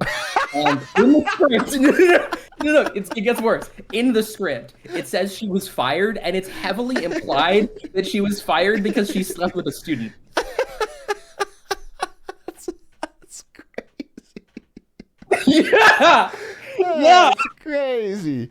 And she's hired 20 She's playing students. a character. She's just playing a character. She's just playing a character. This is a character. Just playing a character. Okay. And to be clear, she wasn't a good actor or a good director, and doing them at the same time, she was doubly bad at both of them. Right. That's gonna stress you out. It stressed me out. Yeah. And the other thing was that she didn't. Like, you know how earlier I was saying that it's like you have to have a lot of trust? She didn't. Like, anytime I was like, listen, we really need to move on to the next scene or we're not going to make our day, she was like, I need to get this scene and it needs to be right.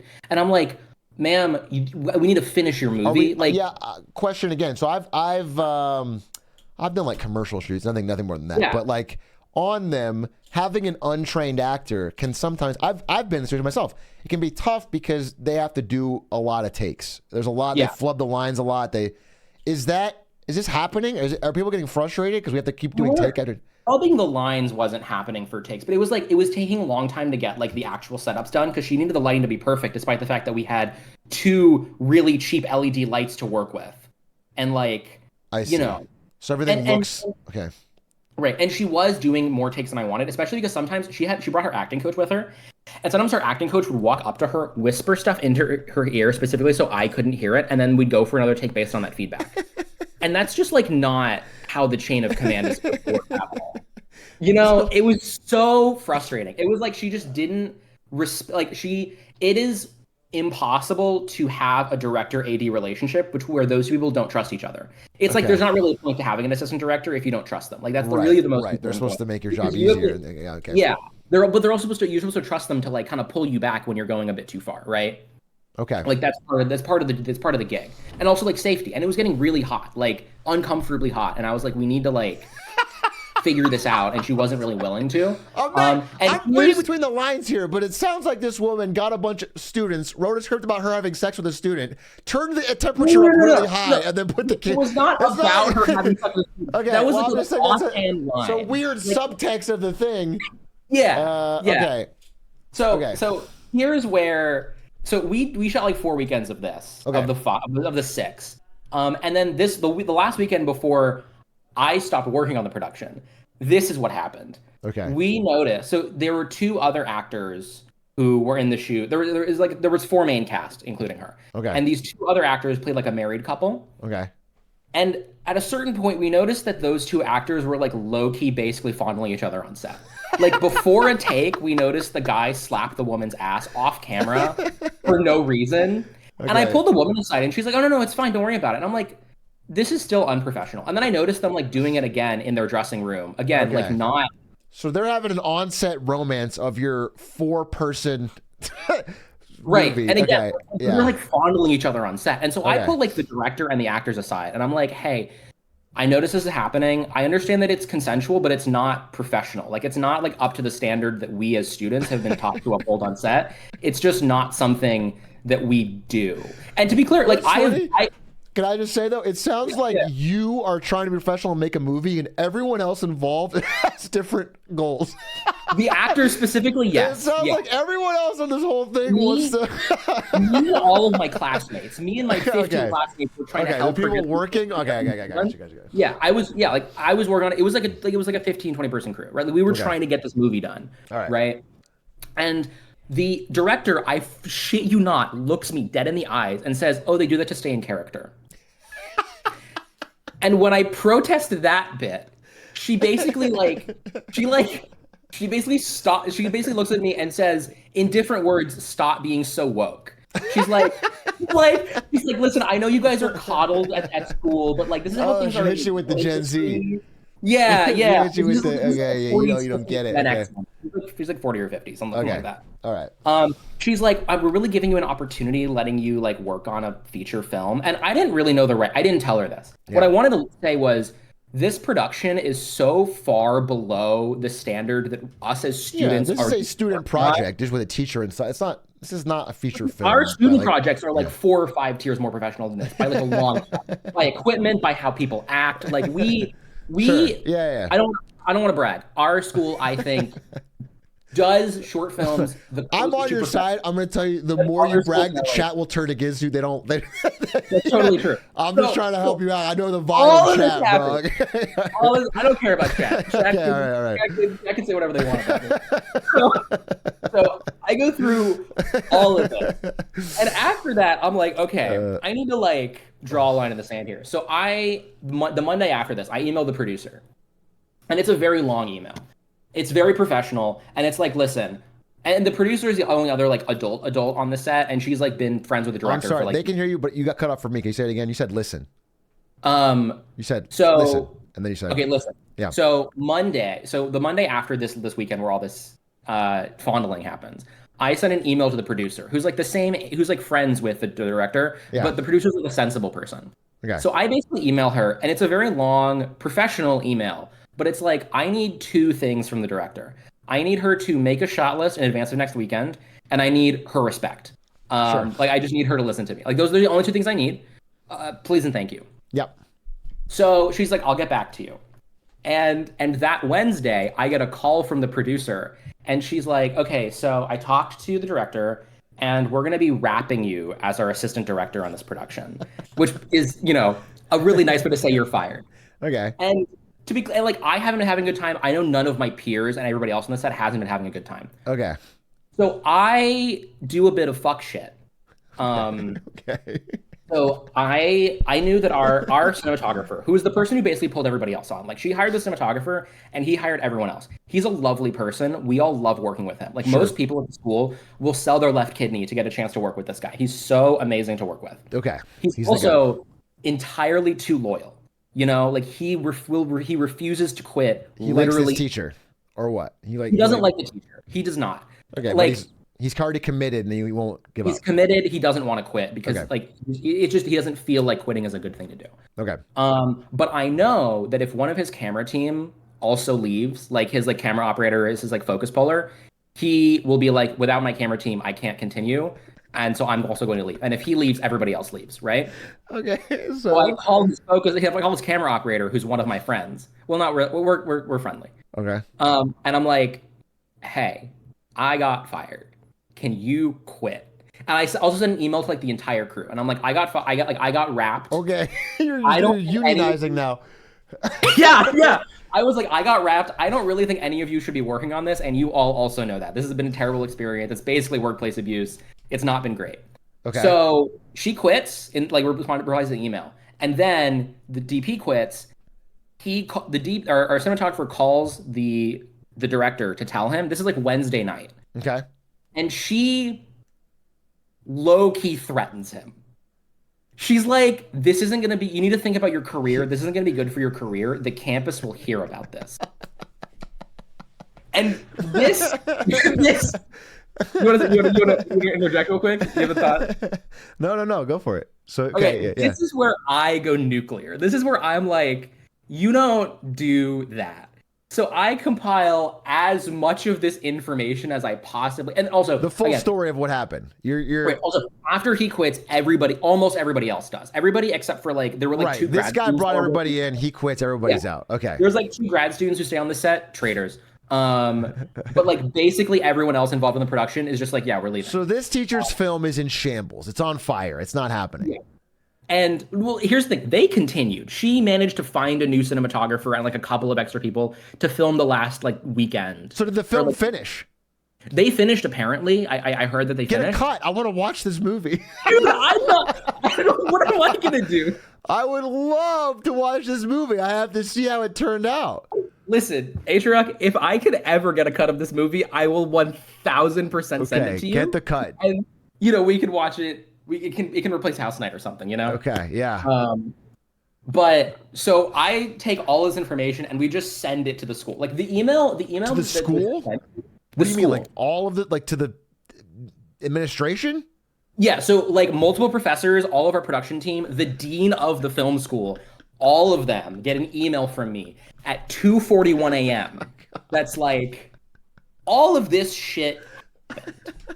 And immediately I have like the next morning, I like as soon as the workday starts, I have like 4 or 5 replies. Like, we're so sorry, this isn't how professors should be acting.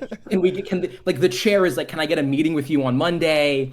And we give them everything, and we noticed that she's no longer listed for the class she was supposed to teach in the fall. Oh shit. 2 weeks later. So we blow her film. So she is an asshole and she runs her film like shit. And then we blow up the movie, or we blow up the movie. Kind of. We That make is her lose her nuclear job. revenge. She threatened a student. He was an international student too. Like she threatened the career of a Yeah. student that has a educational related visa. Like the campus did hear about it, just not from her. Okay. So that's the story. That is insane. That is an insane saga. Yeah. How long ago is this? This Are you was last graduated summer. now? Are you graduated Yeah. now? Or are you still okay? This was Okay. yeah. So I graduated last May. This was like June and July following that. And so she's gone from the school. Presumably. And you are going to find us the movie. I'm gonna watch do that. my best. Listen, I don't think it was so bad. Like Here's this what I not- think you should do. I think you should write this story down, and you should make a movie about the making of this movie, and really tell this story in an honest way. And Yeah. honestly, what you should do is try to get some students to help you do it, and see if it's on the other side easier or harder. Right, absolutely. Yeah. You should run it and then see if it's hard. I think that's a good. I think Actually- that way. Yeah. Can I say something else that was super crazy about it? She wrote this script. Like the most of the movie happens in her own apartment. So we were shooting this in her apartment, and I don't know about you, but when I read a script, the movie plays out in my head like as I'm reading it. I can't imagine writing a script for your own apartment and then not planning out the shots. I can't imagine how.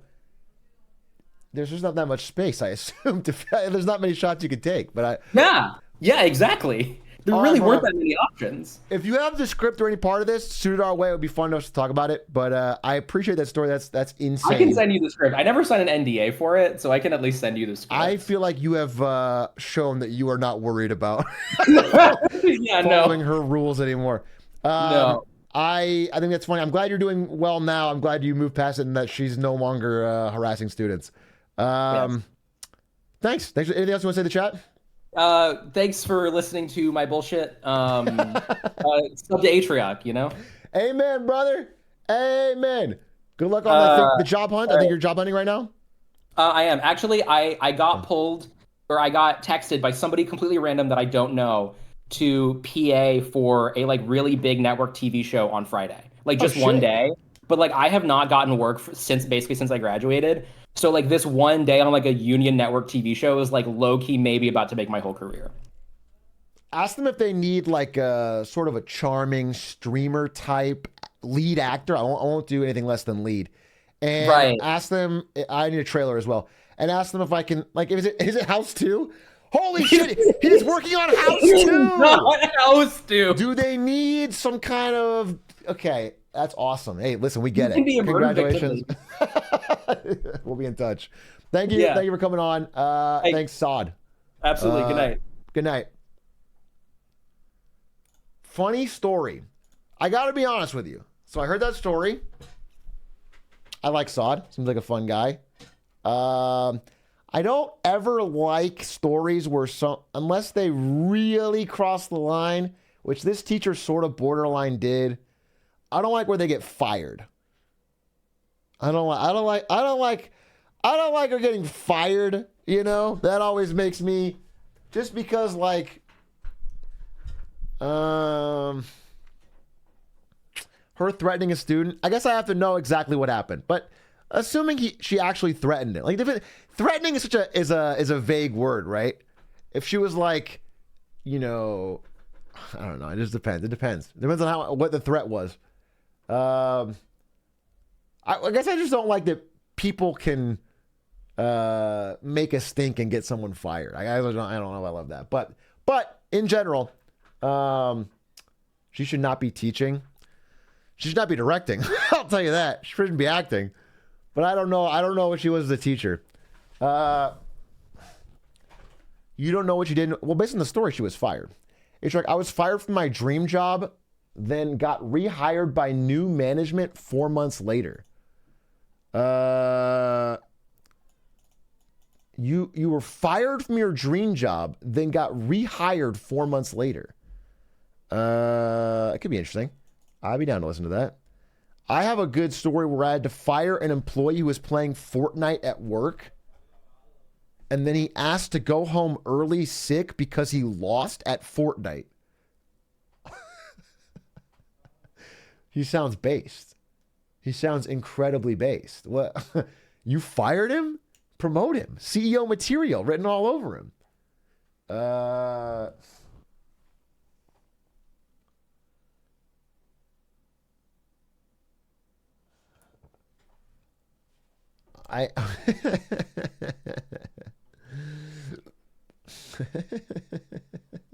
One time in film school, we put a hot light too close to a pipe and it burst, flooding the whole room and covering us in gallons of liquid shit. Poop aside, it was an insurance nightmare and the worst day of my life. Film school is fun.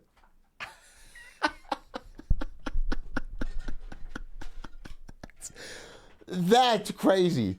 That's like a real fucking crazy story. You got covered in gallons of liquid shit at school. That's disgusting. Oh, that's disgusting. Poop aside is very funny.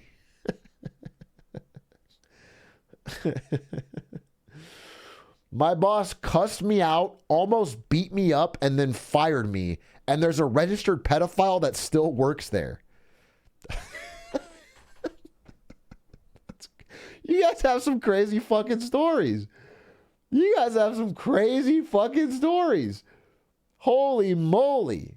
Wait, can I ask, what did you do to get fired? Wait, how could you be...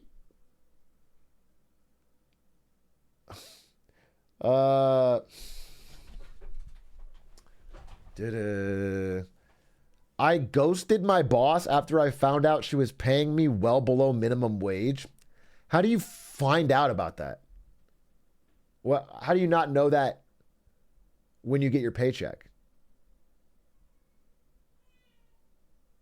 Like, is this your first paycheck? Oh, you didn't know what minimum wage was. Oh, that's crazy. So, like, first job, you're like, oh, I'm getting paid pretty well. This is all. I'm getting $5 an hour. Oh, 5 whole smackaroonies.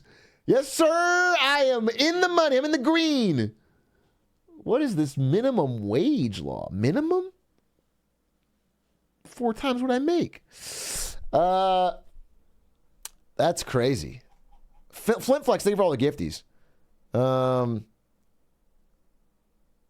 Atrioc, I danced for less than a year before getting second on America's Got Talent, and then later I performed at Trump's inauguration. What? Well, I kind of want to hear about that. That's crazy. Do you have a video? Is that real? I just think that'd be a video, right? You got a receipt? You got some kind of proof? I'm whispering you. Yo.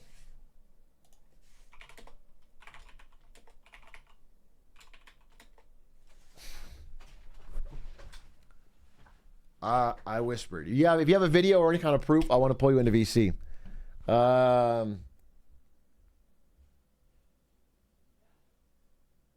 Jackie Evans show? You're saying you're Jackie Evans show? In this chat right now?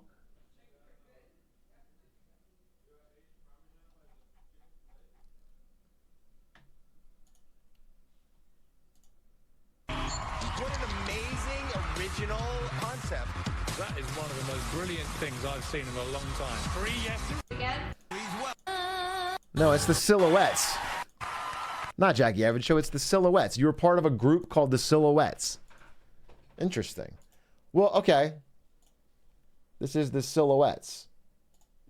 I'll show you. We do have parents and grandparents in the audience tonight that have served in the military, and we just want to tell them thank you. Silhouettes. They're all synchronized. They all have to work together. They're creating shapes. They're creating a world. One person, and the whole thing falls Did you apart. meet Howie Mandel? Okay, so you did the Silhouettes. You did Iwo Jima. Interpretive dance. That's cool. And then from Trump. I'm interested, but also, like, it doesn't sound like you quit or had a bad experience. Oh, I mean, confirmed. Literally confirmed. This is the Silhouettes at Trump's inauguration ball.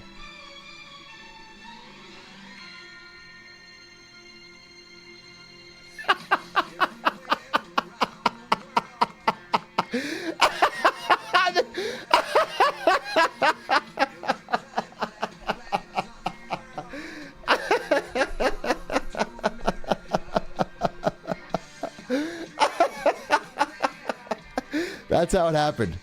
This is how it happened. Famously, it was one big party. The Native Americans met the settlers, and it was one big dance. To America. To America.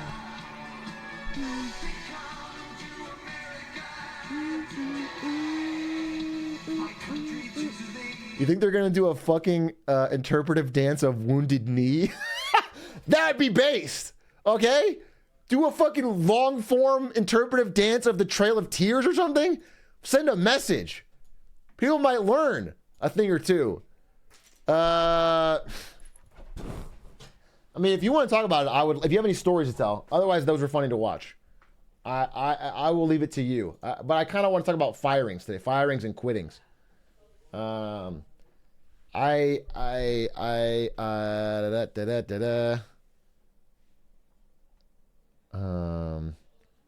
was somebody who had a great Flint Flex. Thank you for the gifted.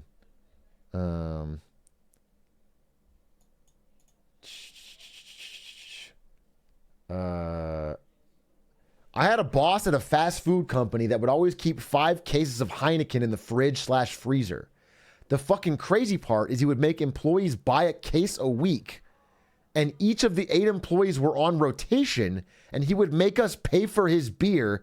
He would drink half a case of beer a day. Sorry for a great manager figuring out how to motivate his employees. That's crazy. You guys all just paid for his beer. Not once did you all collectively say, "Hey, we shouldn't be doing this." That's crazy.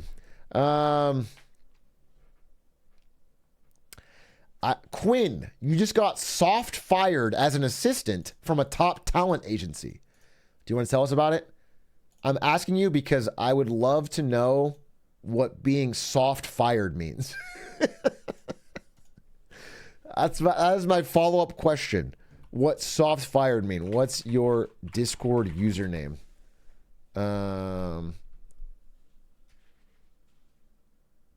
What is soft firing?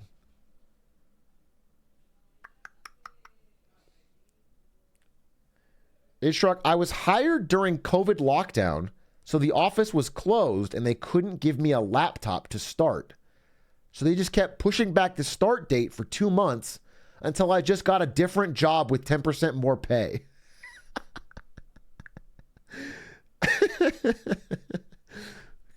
Based.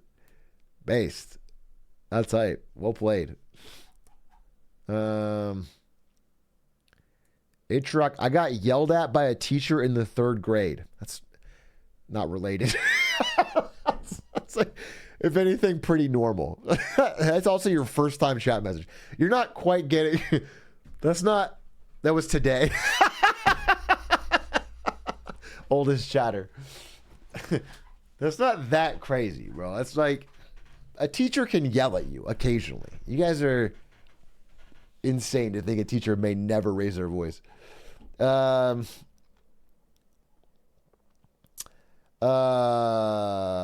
quitting tomorrow. Nice. You gonna do something about it? You gonna do something special?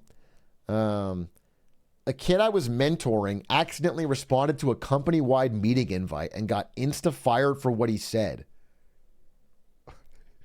Wait, so you're mentoring a kid. You're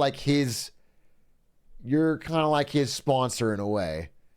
He at all responds to a company-wide meeting and says what? What could he say to get instantly fired? I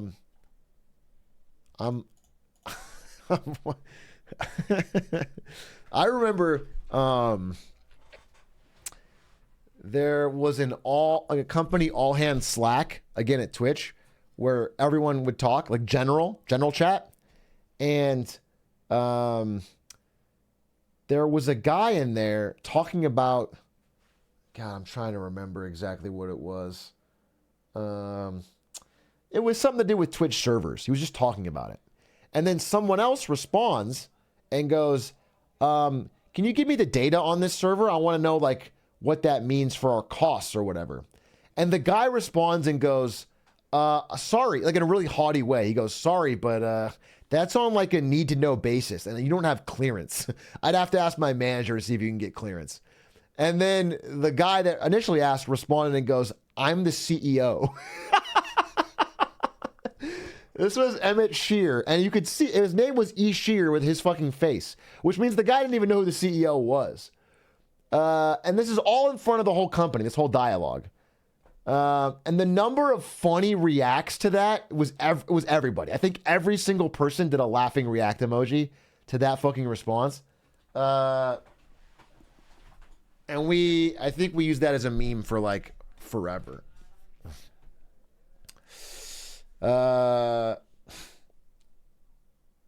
He didn't get fired or anything, though, is my understanding.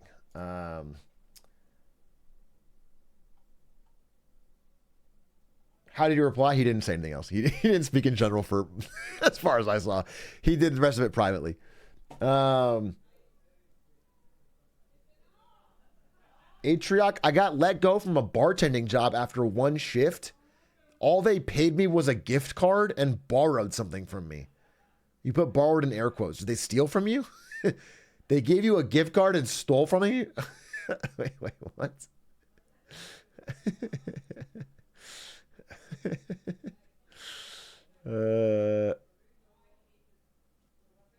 Wait, you guys have had some crazy jobs.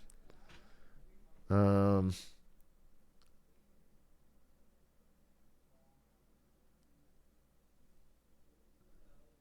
I want to pull somebody into a call. Let me see. Who's it?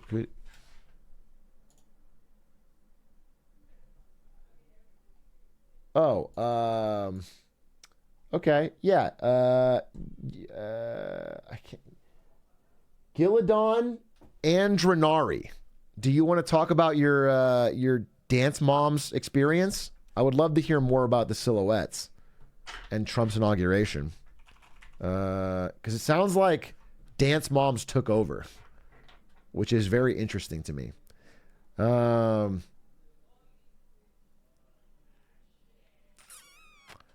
right, I'm just gonna. Someone said fired from Skibbity. Wait, what? What? Were you actually working on Skibbity Toilet?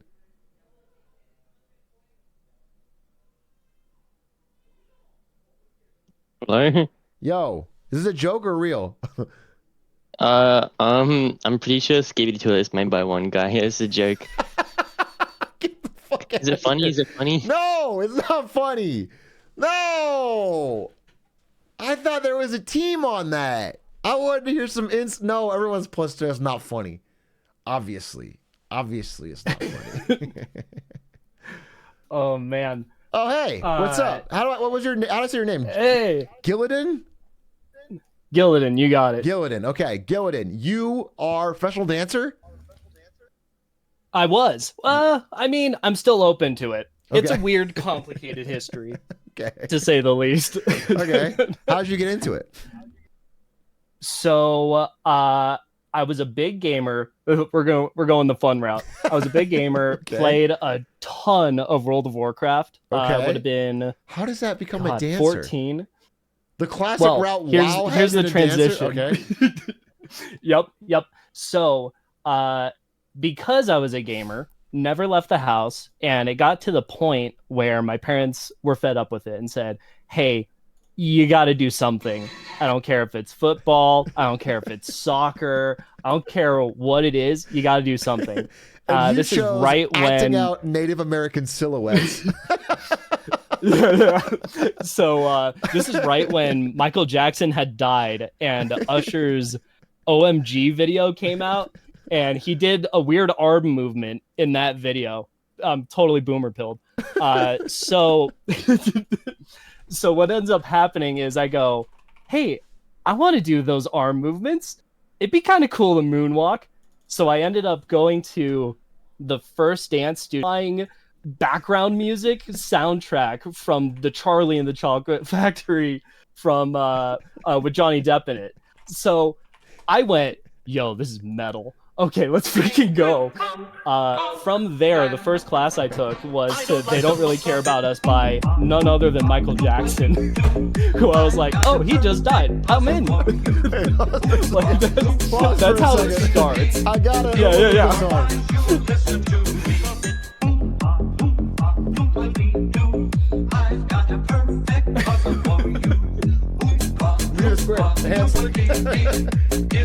Yeah, there you go.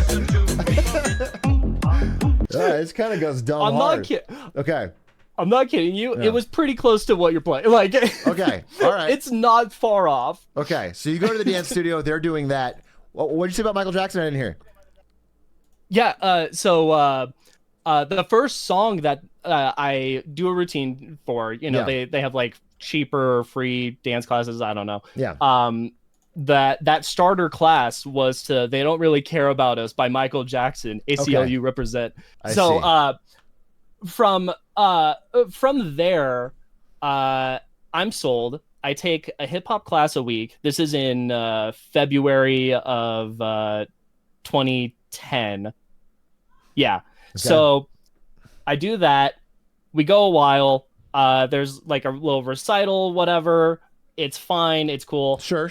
We eventually we get to like the new season. I started like partway through in one of the recreational classes. I'm sorry. There's a new season. Is this school attached to the Silhouettes, or how do you go from the school to the Silhouettes? Is what I'm going. Yeah. Okay. So here's the transition. Okay. The school was called Rocky Mountain School of Dance and Performing Arts. You don't have So to- RMSD. It used to be a big dance studio when it was around here in Colorado. But their big thing is they do charity shows. They do like a Christmas show every year, and they were a really competitive, performance-driven school. So I kind of accidentally my way into like people that went to RMSD pop up elsewhere. Like the teacher that we had for hip hop every week, Ken. Okay. He's choreographed halftime shows for like it's a massive good chunk dance of his school. career. All right. It's a good one. Yeah. But you're new. This is your first semester. I'm brand new. Yeah. Okay. So that summer, new dance season, school season, whatever you want to call it, pops up. Sure. And the front desk lady, sweetheart, love her to death, goes, "Hey, do you want to do more classes? I'm getting pressure from mom and dad because one hip hop class a week is not enough, and I you're still am gaming all like the time. mid Wrath of the Lich King." Okay. Oh yeah, are you You're kidding gaming me? all the time, but doing one dance class. Okay. But doing one dance class to like skirt by, and This is crazy. so I signed up for the rest of it, and it goes from one hip hop class a week to hip hop, tap, ballet, jazz, lyrical, and 2 competitive routines. I do I'm like the main character of one of those competition routines, which is for Nicely Johnson for Sit Down, You're Rocking the Boat. I don't know what that is. Wait, can I ask you a question? It's you have the stream open, yeah. right? The stream open. Have you seen yourself? Do you recognize any of these silhouettes? Have you? Oh, Are you one of these? So I'm when they're holding people over their heads, I'm one of them. I'm the one on the far left. You're the one being spun, or are you the one spinning? Spinning. I was lifting what I don't You're remember this which guy one. right here? One of them. Yeah. If you go to that sick. America routine, Okay. the one from 2011, before the inauguration, I can tell you like exactly where I was, just about everywhere, beat for beat. Okay. But that would be the first video I linked over. No, yeah. Okay. Oh my gosh! So the blades before we made the Capitol building. This is right when dabbing was a thing. So every time we went to move our hands up, I dabbed on it. I'm the cowboy at one point in this. I do a milady because that was when it's not McCree anymore. Cole Cassidy, yeah. Cole Cassidy in Overwatch was a thing. So I do a milady. I memed in just about every single one of these shows. I did a Tim Tebowing for like 2 weeks straight for Christmas one year. Like, yeah, it's all okay. So you brought your gamer influence to dance, I guess is what we're saying. Oh, absolutely. Yeah. Are you kidding me? You can't not. And it's something where you very much want to do at least somewhat similar choreography between things. So you keep it interesting for yourself. You keep yourself engaged, blah, blah, blah. Okay. So you joined this group through the school, I assuming, or you got in? Yes. And so after starting like limited competition, again, I'm 6-7 months in, something like that. At one point, the director like called out that I was really good with facial expressions and really getting into the role of I'm sorry, the nicely Johnson thing. Okay. This is still without a screen, without shadows. Is this you? Is just yeah, I'm the cowboy. Did you do the milady? That yeah, that's me. Let me see. on. This is you as the cowboy. I guess what's if funny though remember is you right, said I turn around. He said he was impressed by how good you did facial expressions, so he's going to recommend you for the silhouettes where you have no facial expressions. No, so silhouettes is happening in parallel to the facial expressions thing. Oh, look at that! Yeehaw! Yeah. So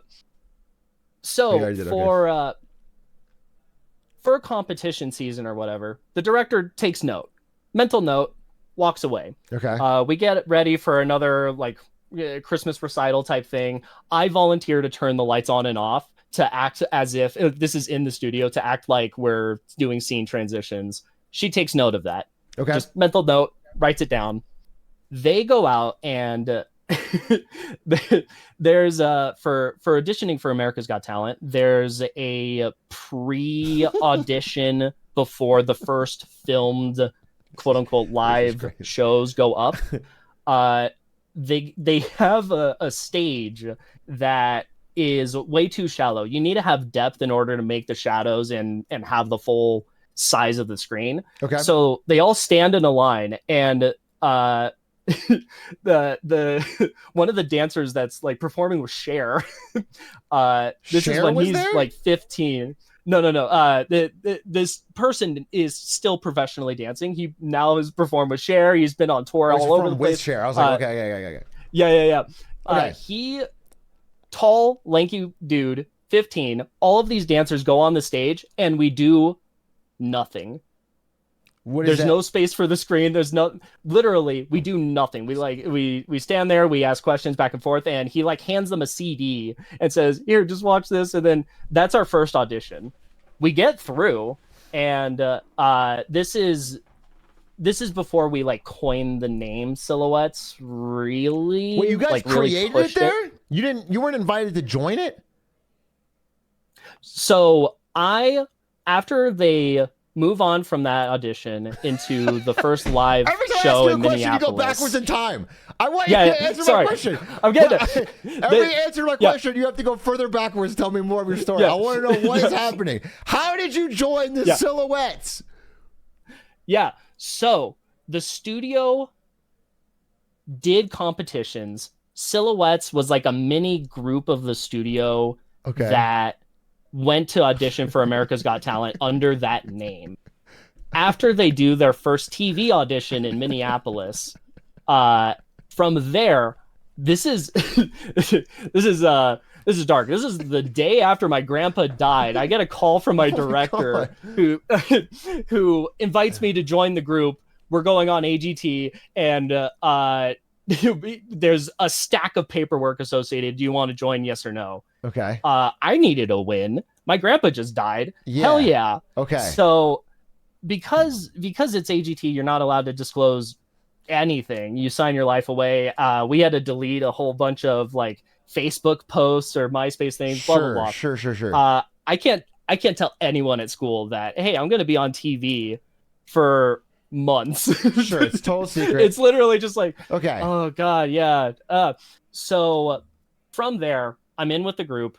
We're doing rehearsals, basically in like in like a classroom where the ceilings are not even a third of the height of the screen needed to make the shadows make shapes and stuff. It's incredibly hard to do a full rehearsal. Okay, so you do have to kind of wing it when you get to the theater in order to practice it. I see. Okay. But I guess you glossed over it, so I want to make sure I fully understand. You are taking one class a week, and at some point, there is an offer with paperwork that they're going to go on America's Got Talent, and they need somebody, and you can just get to join. That's it. That's where it goes. Yeah. From there, it then was again under a year. This happens. One hip hop class, like 6 classes, and then suddenly it's now a part-time job. Okay. For no pay. I'm paying the studio because that's dance. Okay, that's interesting. And getting ready for AGT. Okay, so you do ADT. It goes well. You get second place. You're feeling good. Everyone's happy. Yeah. Later, you get the offer The to do aftermath. Trump's inauguration. Oh, you need the drama first. Do I? Because I gotta make sure. Yes. Okay. Yes. All right. Okay. So there's like 60 people that go out and do AGT and whatnot. 40 something kids. The rest are chaperones. Okay. It's dance mom time. So having gone out and performed wait, the on Silhouettes national is TV, mostly kids. You're not the only kid. Yeah. So like the cast that went out for AGT, all of us under 20. I think more specifically, one person had turned 18, if I remember it right. I turned 15. The youngest was 3. There's like, a 3-year-old all in the Silhouettes? kids.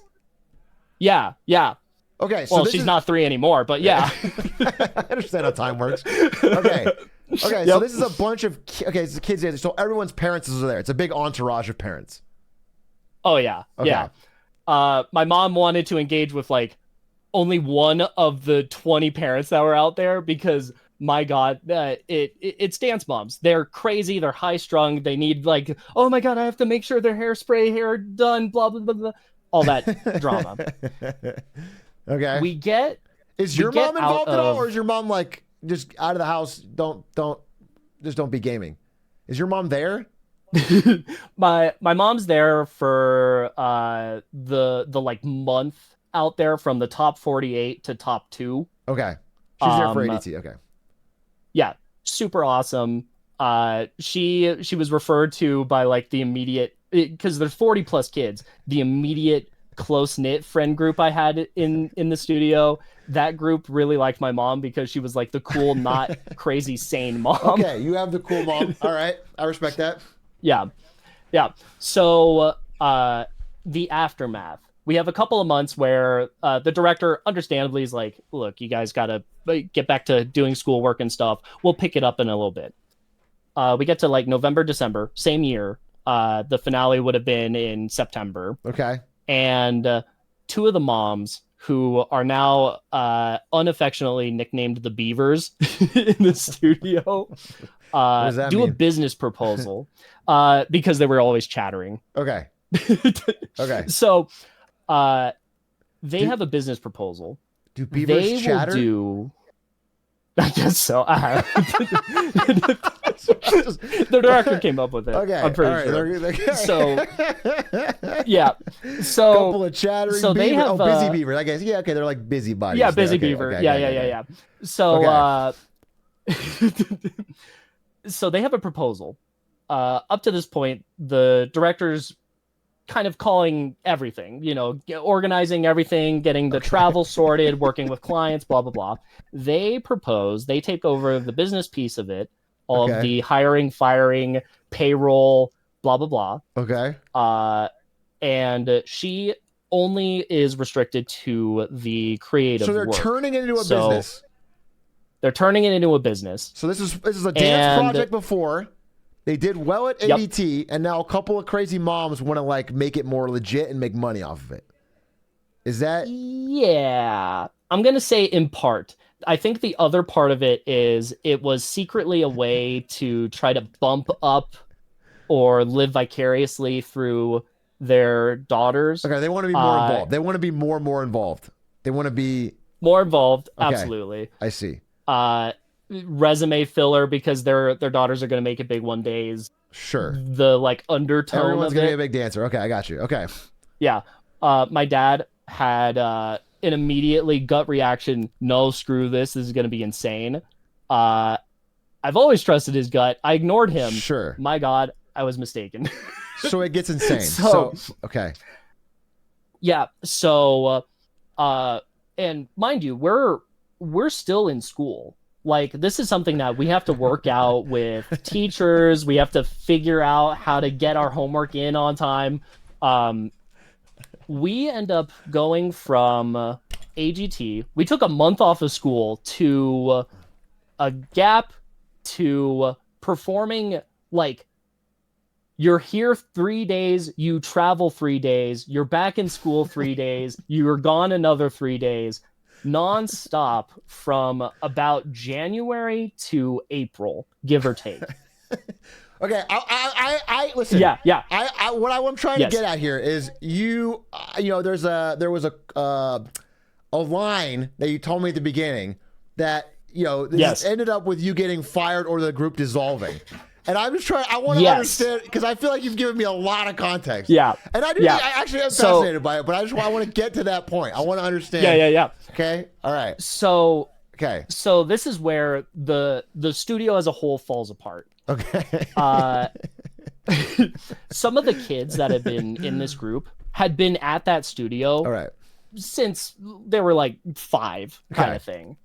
There's a lifelong passion for them. Yeah. Okay. So after a heated dispute between director and one of the kids, a mainstay of like the entire studio, he gets fired. Yes. When you say a dispute between a director and a kid, that leads with the director getting fired. What? No. The kid got fired. I'm sorry. Oh, the kid got fired. Okay. The kid got fired. Okay. Yeah. The kid is fired because the director thought he was bad, or they were fighting. She was fighting. They were fighting. Why are directors and children beefing? I know some of it is personal. Why are you giving me every single detail of like the staffing at the school in the lead up to you getting hired, and you are glossing over the director and the child fighting? You're like, we'll skip over that. Let's yeah.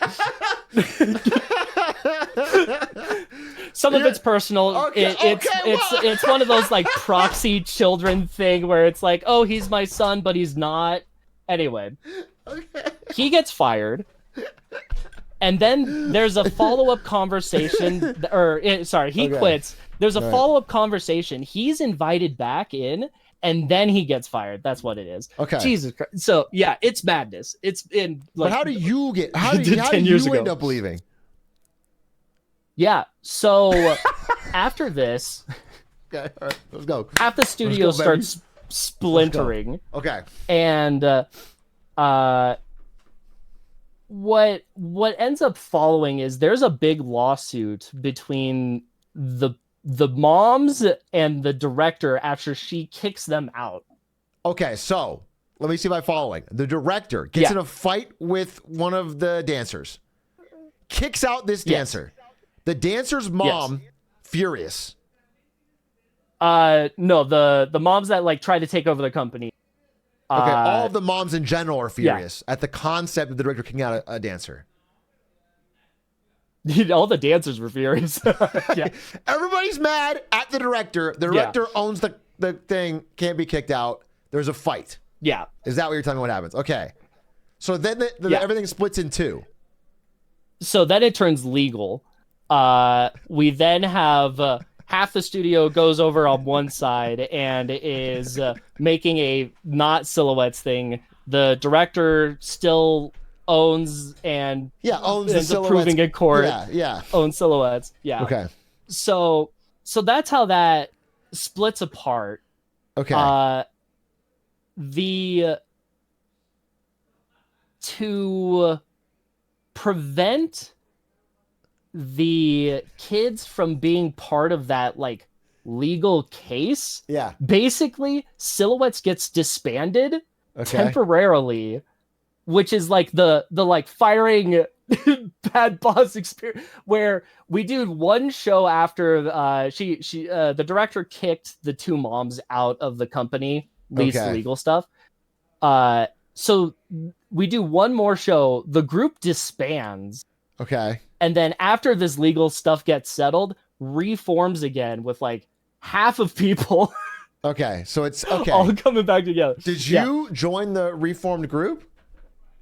Yes. Okay. So are you still dancing for the Silhouettes? I'm willing. So it's something where if I get a casting call, they've moved states. They're in multiple different states now for all the different casts. Okay. All right. Yeah. All right. Well, okay. Yeah. Okay. So let me summarize the story that I think I understand. I just want to make sure I get it. You were playing World of Warcraft. Your parents made you do something. You said they have to do something. You chose dance because you watched Usher. You joined a dance class. After 6 classes, you get invited to join the Silhouettes. It does crazy good, so you're riding high. The moms all join because it's doing well. They want to be part of their daughters' lives, and they want to blow up. Then the director gets in a huge fight with a dancer and kicks a kid out of the Silhouettes, at which point there's a mutiny. At which point the group splits in 2, is disbanded, and then is reformed as the new Silhouettes with half the members, which include you, but you no longer dance unless you're asked to, maybe in the future. Yeah, pretty much. I did a show with them not last year, but the year before they moved states. Like, I have no bad blood with the director. We all know that this is absolutely insanity. Gillian, I appreciate the story. Thank you for telling us. Is there any last words you want to give to chat about your experience as a dancer? Anyone who is thinking about becoming a dancer, do you have any words of advice? Or do you recommend not doing it? Ooh. I say if you like dance, do it, but don't do it because you're forced to. Okay. And that's true for most things in life. Also, Trump's inauguration was a shit show behind the scenes.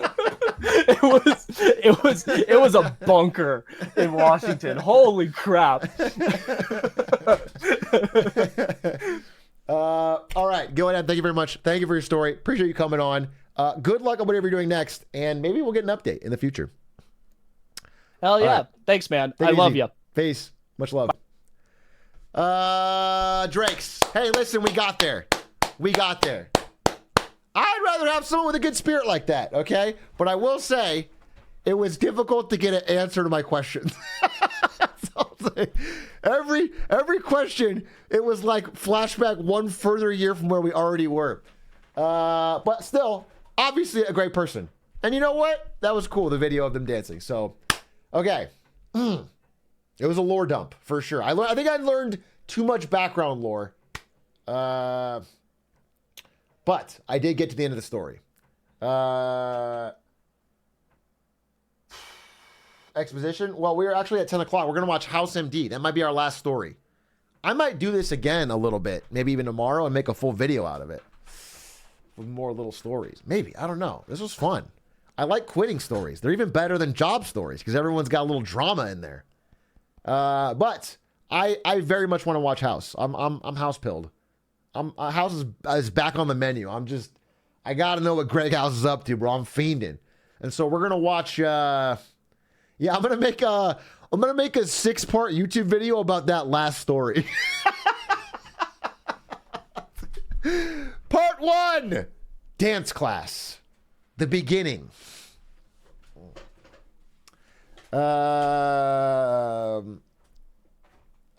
Animate it? Yeah, we'll get there. Anyway, ladies and gentlemen, I'm going to run a quick ad, and we are all going to get snacks and drinks to watch Gregory House escape a mental asylum with Lin-Manuel Miranda.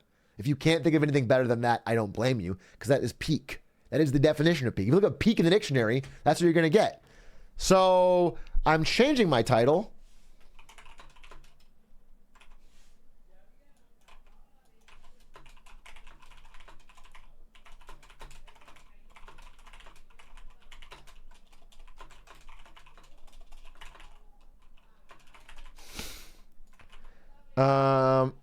If you had a story and we didn't get to you, please save it.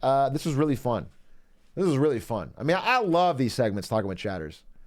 It feels like I've turned a very isolating, lame, neat activity, which is being a gaming streamer, into something more social, which is I enjoy. I feel like, I just talk to people. That's fun. So we'll definitely do that again. That was great. Firing. But I need to get a snack. I need to get a drink. I need to say hi to the family again. Again, Ari's family is here. I spent all day with them, but I just want to keep checking in because I feel like it's weird when I go in the room. They know I'm streaming.